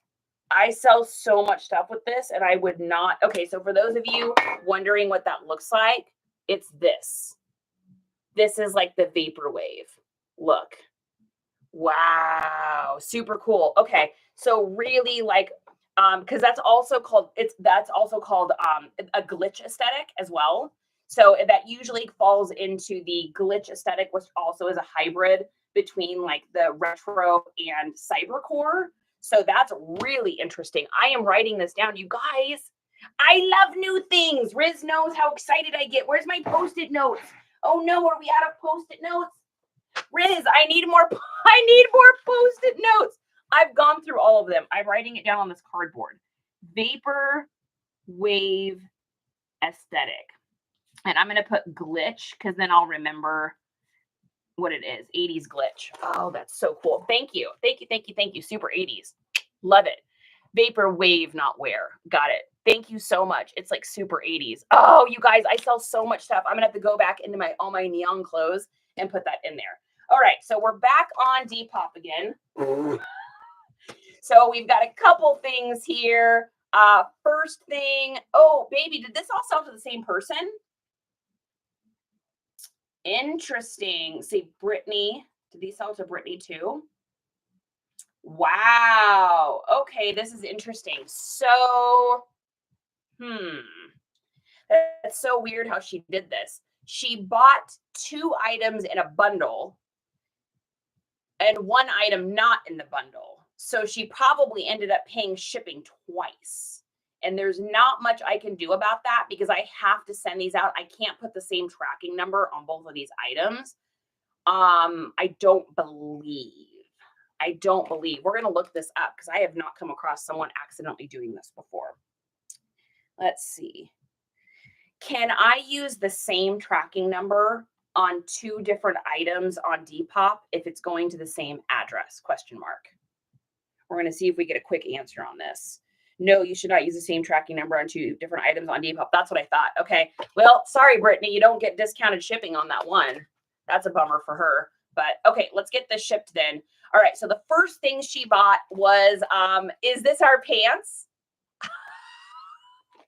Looks like she didn't want them. Remember, I was like, sorry, if you want them, you don't get them. If you don't want them, don't get them. I wonder, is this the person or is this a different person? Oh, this might be a different person. Remember that girl that just messaged me trying to get a discount on these? Oh, that's funny. That's funny. Oh, yeah, it's a totally different person. Well, the other girl snoozed and loosed, baby. All right, Brittany. So these are those really cool pants that have that. Do you guys remember these right here with the twist hem? So these sold for $44. It looks like over on Depop. So that's fantastic because our fees are like nothing. I got these for $1. So great deal on that one. And yeah, that's a bummer that this girl didn't get free shipping on that. So interesting. So she probably got free shipping on the other one. Let's take a look. Did she get free? She should have gotten free shipping on that one. Yeah, so she got free shipping on the other one. So she didn't get free shipping on this one. So, I mean, I'm not going to complain about that one. So we're going to have to do these in 2 different packages. So she's going to get double stickers here. So we're going to do a little owl. Hey, Frog Ponds. Good to see you. Hey, Sweetbriar. Welcome back, you guys. I know I literally can't believe we're still shipping. This is 100% the most items I have ever shipped out in a day. 100. This is 100% the most items I've ever shipped out.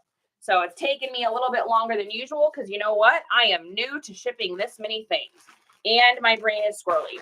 All right. So this is going to be the pants. So, and she's going to say, oh man, I meant to do these in a bundle. And I'm going to say, it is what it is. Unfortunately, I can't use the same tracking number. Now on eBay, you can use the same tracking number if it's the same address, same account. But according to what that said on Depop, you cannot do that. So let's take a look here. We're going to copy the address. We're going to go over to Pirate Ship and we're going to get hit sent. Let's see, sort of paste that.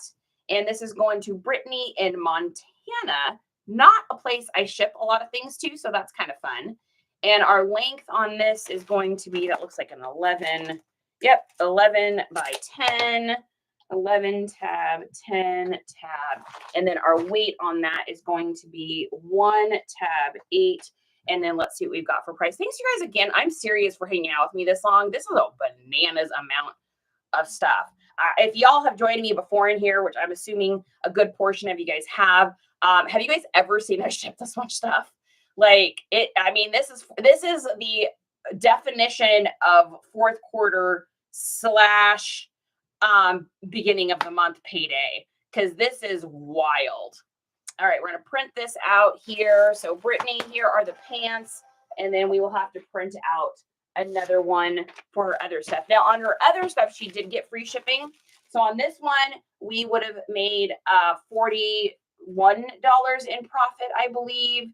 Let's take a look here. Just got to copy and paste this, bring this over to the old pop here, mark as shipped. This is USPS, paste, item shipped. Okay, let's take a look here. So when all is said and done, because she paid $8.50 for shipping on these, we made a total profit after the dollar I paid of $40, almost even, like $40.20. Not bad for a pair of jeans. Not bad at all. Wow, I even need another bag. I've never needed this many bags either. The entire floor is full. This is just crazy. I mean, holy smokes. I'm going to have to start, having someone come help me with shipping or get dressed in here and doing this with me or something. This is like, I mean, this is crazy. Okay. You have to remember too, guys, I haven't ever sold full time during fourth quarter. I was just dabbling. And last year at this time, my store was off. My store was off until February. So from September 2nd until February, my store was off. So I have never done fourth quarter. So I don't know if this is typical. Is this what normally happens? I am new to that. Gotta turn my lights back on. I have to have the pretty lights. It makes me feel good. Anyways, okay, moving to the next thing. Oh, we got another offer. What is happening? What is happening? You guys are watching like crazy success story here happening. If I could do this, anybody can do this. This is just wild. No, that is too low. However, we will counter you. $6 off would make it 24. I will do 24 on that sweater. I will send it, and then I will message the buyer. Meet me. And meet me is my little thing, my shortcut for the thing I send out every time, which is if you're willing to meet me a little closer to the asking, since it's already on sale this week, then I'm in. Sound fair? ? Send it out. Perfect. Done. Okay. Then let's get her other items here. So the first one is a hooded Levi's jacket. I got this at, oh no, not a hooded. This is a, wait, you bring me the right thing? Wait. Hey, honey. Oh, it's 2 jackets. Never mind, just kidding. Okay, the first one is a hooded Cavallini distressed jacket.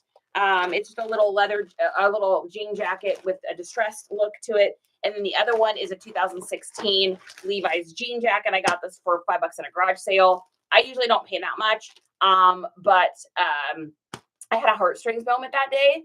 I went to like this area that's kind of a lower income area, and there's this mom out there. She had like 3 kids, and I could tell that she was on her own. And she was selling a bunch of like really just like low level clothing stuff, like a lot of like Time and True Target brands, and just stuff that isn't really have any much resale value. And she had her 3 little kids out there, and I could tell that she had just like thrown this together because she just needed like some quick cash, probably to get some food or something for the day.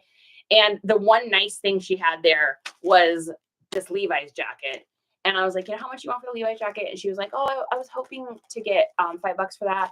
And I was like, okay. Now normally charity would have been like, okay, well, how does 3 sound? But I'm literally looking at the situation, and I'm like, I know I'm going to make like $25 on this thing. So I'm like, you know what? That sounds great. I just gave her the $5. And, I mean, I wish I could give her even more, but I'm trying to grow a business too. But I wanted to like, just not do the haggling thing on that one. So I like doing the haggle thing. It's one of my favorite things at sales, but it just felt like really like an inappropriate situation. Yeah, it just felt like an inappropriate thing. So I just told her that I was good with that. TT, you're going to give me a little restriction for that? Okay, that makes sense. Let me just tell this amazing story about helping humankind. And why don't you go ahead and just give me a little restriction on that? Because you are made up of robots and you're not made up of actual people. Anyways, that's my rant for that on that. So did you do while your store was off? I was injured. So I had hurt my back in like 2022. And then when we moved last year down here to Texas, my back had healed. I was sourcing all summer. I did really well. I did like aquatic therapy and stuff. And then when we were moving down here, I spent all of September literally packing and going through stuff. I had all of my mom's stuff at my house from before she had left the mortal coil. And so I had all of her stuff to go through, and I knew it was going to take me like basically close to a month to pack my house up.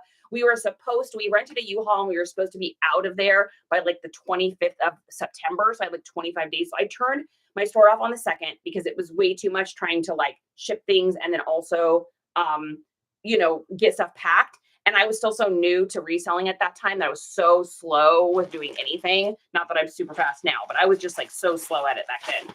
And so I turned it off thinking, oh, well, we'll be down to Texas by, the 1st of October. I'll turn my store back on and I'll be able to do 4th quarter. Well, when we got down here, actually, before we even left Washington State, this is a long story short, before we left Washington State, my back started acting up again. And then my sciatica acted up. And every time I stood up, my back would go and like send this sharp pain and hurt so bad I was back on a walker again. It was just this horrible situation. And so my store obviously was still off. We wound up staying at my best friend's house for 2 weeks because I couldn't get in the car to move down here, and Justin had to drive the U-Haul. And so we finally got down here, and my back was so insanely bad that I literally was on a couch for like a month and a half with my leg out, and I couldn't move. Justin would have to carry me to the bathroom. It was horrible. It was absolutely horrible. So my store was off, and it didn't get good enough for me to even think about being able to do this again until February. That's how long I spent all last Christmas with it hurt. I smiled for the camera, and we had a great time with my son when he came to visit. We had some fun times, and it was good, but I would literally lay down every night and I would just like bawl because my back hurt so bad.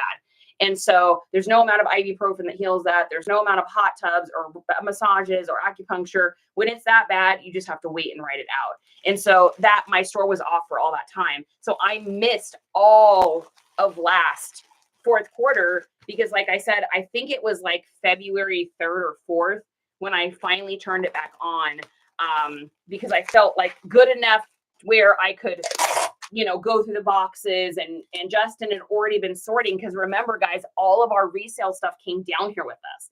So it was all packed in boxes, and Justin's trying to unload the house and do everything on his own because I literally couldn't help with anything. Like I was completely and totally 100% not able to do anything for myself. So it just took a while, injury, stuff like that happens. So yeah, so long story short, long story as usual, this is my first fourth quarter. So I'm really excited to see what happens. And if this is any, show of what's going to happen, I'm very excited.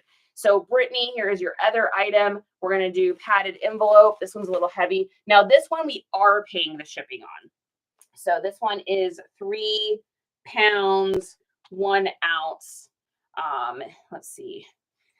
3 pounds, 1 ounce, but I price everything in Depop knowing I'm running a 10% off sale or 15% off sale, and also knowing that potentially I'm going to have to do free shipping on that. So I kind of price things up just on there so that I can do all of those things. And that is one great little trick that you can do on Depop is kind of mess with your pricing a little bit so that you can run those constant sales, so that you can offer the free shipping on bundles. All those little things helps people to purchase, especially considering Depop is a social media platform that just happens to sell things on there. So you really want to be able to have people feel like they're getting deals. You have conversations. I have more conversations with people in Depop than I've ever had any other platform.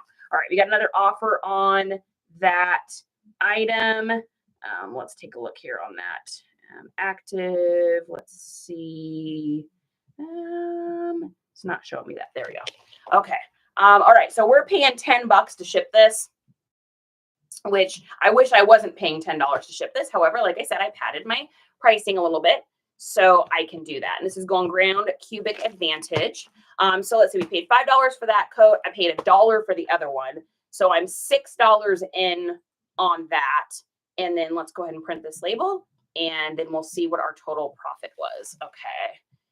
Print, and more print. Sorry guys oh yeah, Tenacious, it's good. I'm good now. Hey, what doesn't makes us stronger, right? I mean, for actual seriousness, it gave me more respect. My mom fell off of a ladder when I was a little kid. She was painting and cleaning a house, and she fell off a second story on a ladder, and she herniated 3 of her discs in her back, and she proceeded to have trouble with it her whole life. And when I was younger, I didn't understand it. And I didn't understand what she had gone through. And I just don't think I was as sympathetic to the situation.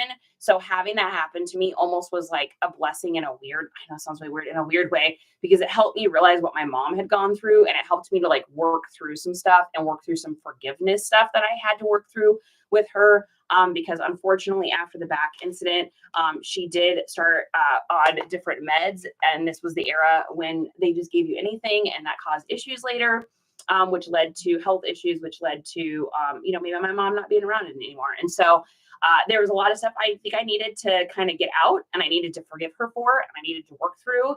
And being able to have that happen to me and seeing what that felt like and seeing how it stops you in your tracks. And I didn't even have 2 little kids to take care of like she had. It really, really, really was cathartic, and it really did help me to work through some stuff. So I kind of consider it almost a good thing in a really, really bad situation. There's always something good that comes out of something that's kind of tough. So, so glad to see you upright on your own. Absolutely. I have an epidural injury that's terrible. Gracious. I'm so sorry. I understand. I get it, dude. I literally have been through it, and it is really, really difficult. All right. Do we have any questions over on the tubes? Oh God, I see you over there too. Good to see you. Okay, guys, I think that's it. All right. Let us count this. 1, 2, 3, 4, 5, 6, 7, 8, 9, 10, 11, 12, 13, 14, 15, 16, 17, 18, 19, 20, 21, 22, 23, 24, 25. And then we had bundles, didn't we? We had a couple bundles too, maybe. So like 26 or 27 items today. Dude, look at this, you guys. I literally, look at this. This is all of the stuff we shipped today. Look at that. That is, you want to talk about beefy? That is insane. That is so many of those. That is crazy. So, yeah, I would say fourth quarter has begun. Like I said, we'll see what happens with the old Posh. I think at this point we just write it out. I think if I were you, and I'm not you, but if I was you, I would be really focused on cross-listing. I would be really focused on, if you have only been a Poshmark buyer, of getting something like Vendu, which is what I use. I know other people use Autoposher. There are other softwares out there. You just got to find the one that's right for you.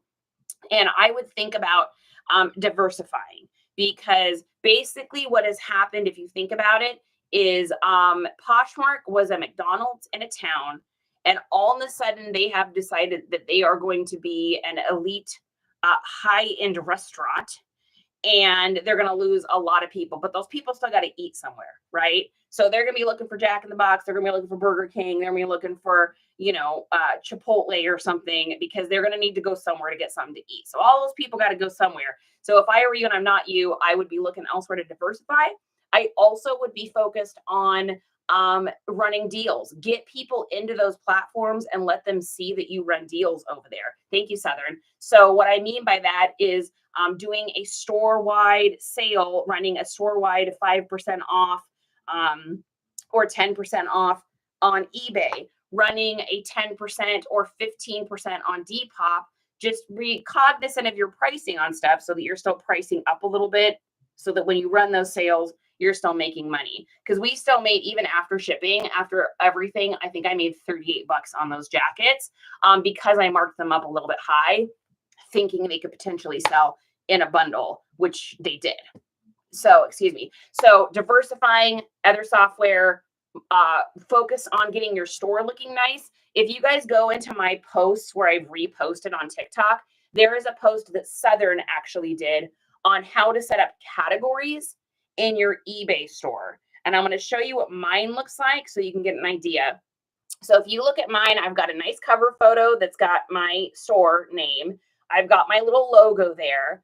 And then I also have all of these. See these? These are categories. And when you list stuff, it will automatically go into the categories you've set up, like toys, clothes, women's clothes, whatever your categories are. Even if people aren't shopping in there, it just makes your store look really nice. So if someone needs to go to it and they want to find out if they should be buying from you, they're going to take a look at your store and see what it looks like. Also, don't forget to do your about section.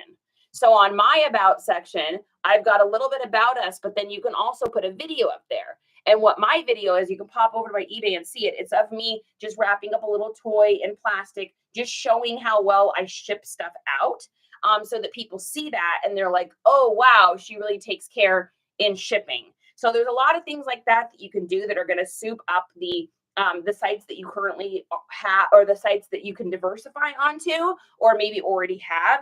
And then on Depop, my tricks on Depop are, make sure you put your fast shipper in your about me section. Also, I run a constant sale over there. So if you go into bulk actions at the bottom, you can go to boost and discount. Please boost.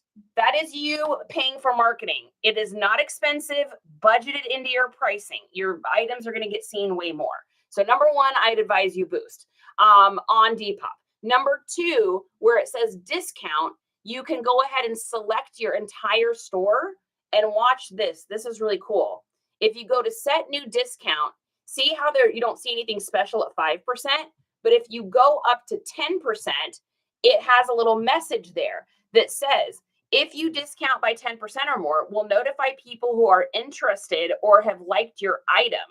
And so all those people are going to get little like, oh, this has been marked down. They're going to get a little something on there, and that's going to make them feel, like they're getting a good deal. So those are two places where I think those are things you can do that aren't going to cost you a lot of money, that you can budget into your what your price is that you're charging, and it's going to help, because guys, there is hundreds of thousands of shoppers now used to go onto Poshmark that are going to the end screen on your items and being like, whoa, what is going on?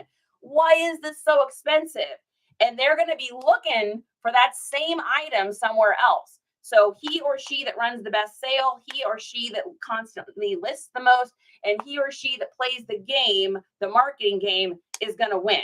Somewhere, someone is offering a better deal than you, and when you meet them, they will win.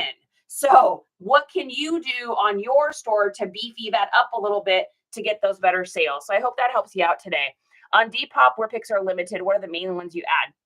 So definitely the front and back pictures, the label 100%. So whatever the brand is or the label, waist measurements, inseam measurements for sure. If I can't fit the hip measurements, I don't worry about it. If I can't fit the ankle measurements, I don't worry about it because that's in my listings. And then if there's any major flaws. So if there's a flaw in something, now people on Depop, they don't really care, I'll be honest, but I still put it in there because should someone try to return something or say something, I can be like, yo, that picture was up there.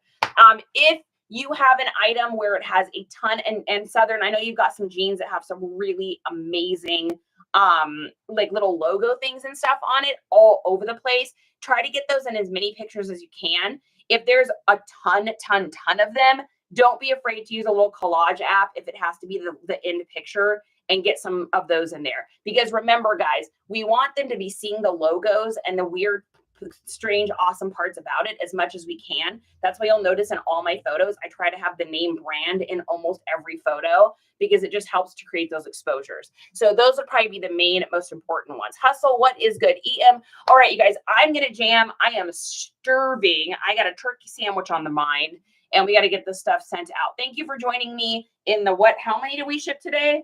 I think after the bundles, it was like 25 or 26 items.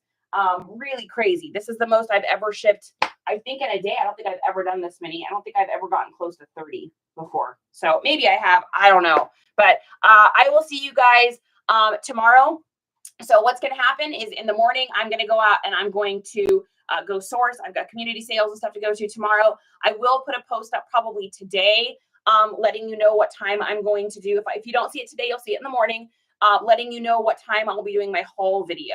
And we will go through all of the stuff I got yesterday, why I got it, what I'm looking for, what's hot on the market right now. We'll talk about keywords and all that other stuff. So make sure you click the little register button thing so that you get a reminder.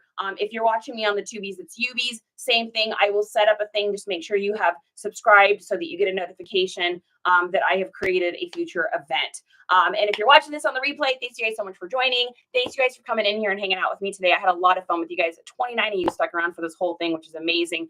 And we scored over 10,000 hearts, which is just crazy bananas. I really do appreciate. Thank you for the value. And guys, thank you for the tip. Vaporwave is our new aesthetic, and it's like a glitch 80s neon Miami Vice look. Love it. All right, guys, have a beautiful day. Love y'all. Take care. And thanks again, you guys. If you're on Tubes of Ubes, you're YouTubing this and you're watching this after, much appreciation. Seriously, thank you for adding value to the stream. And if you have any questions or anything, feel free to ask in the comments. If you got any opinions, go for it. And hopefully you had fun today, and I will see you guys tomorrow. Bye, everybody. Peace.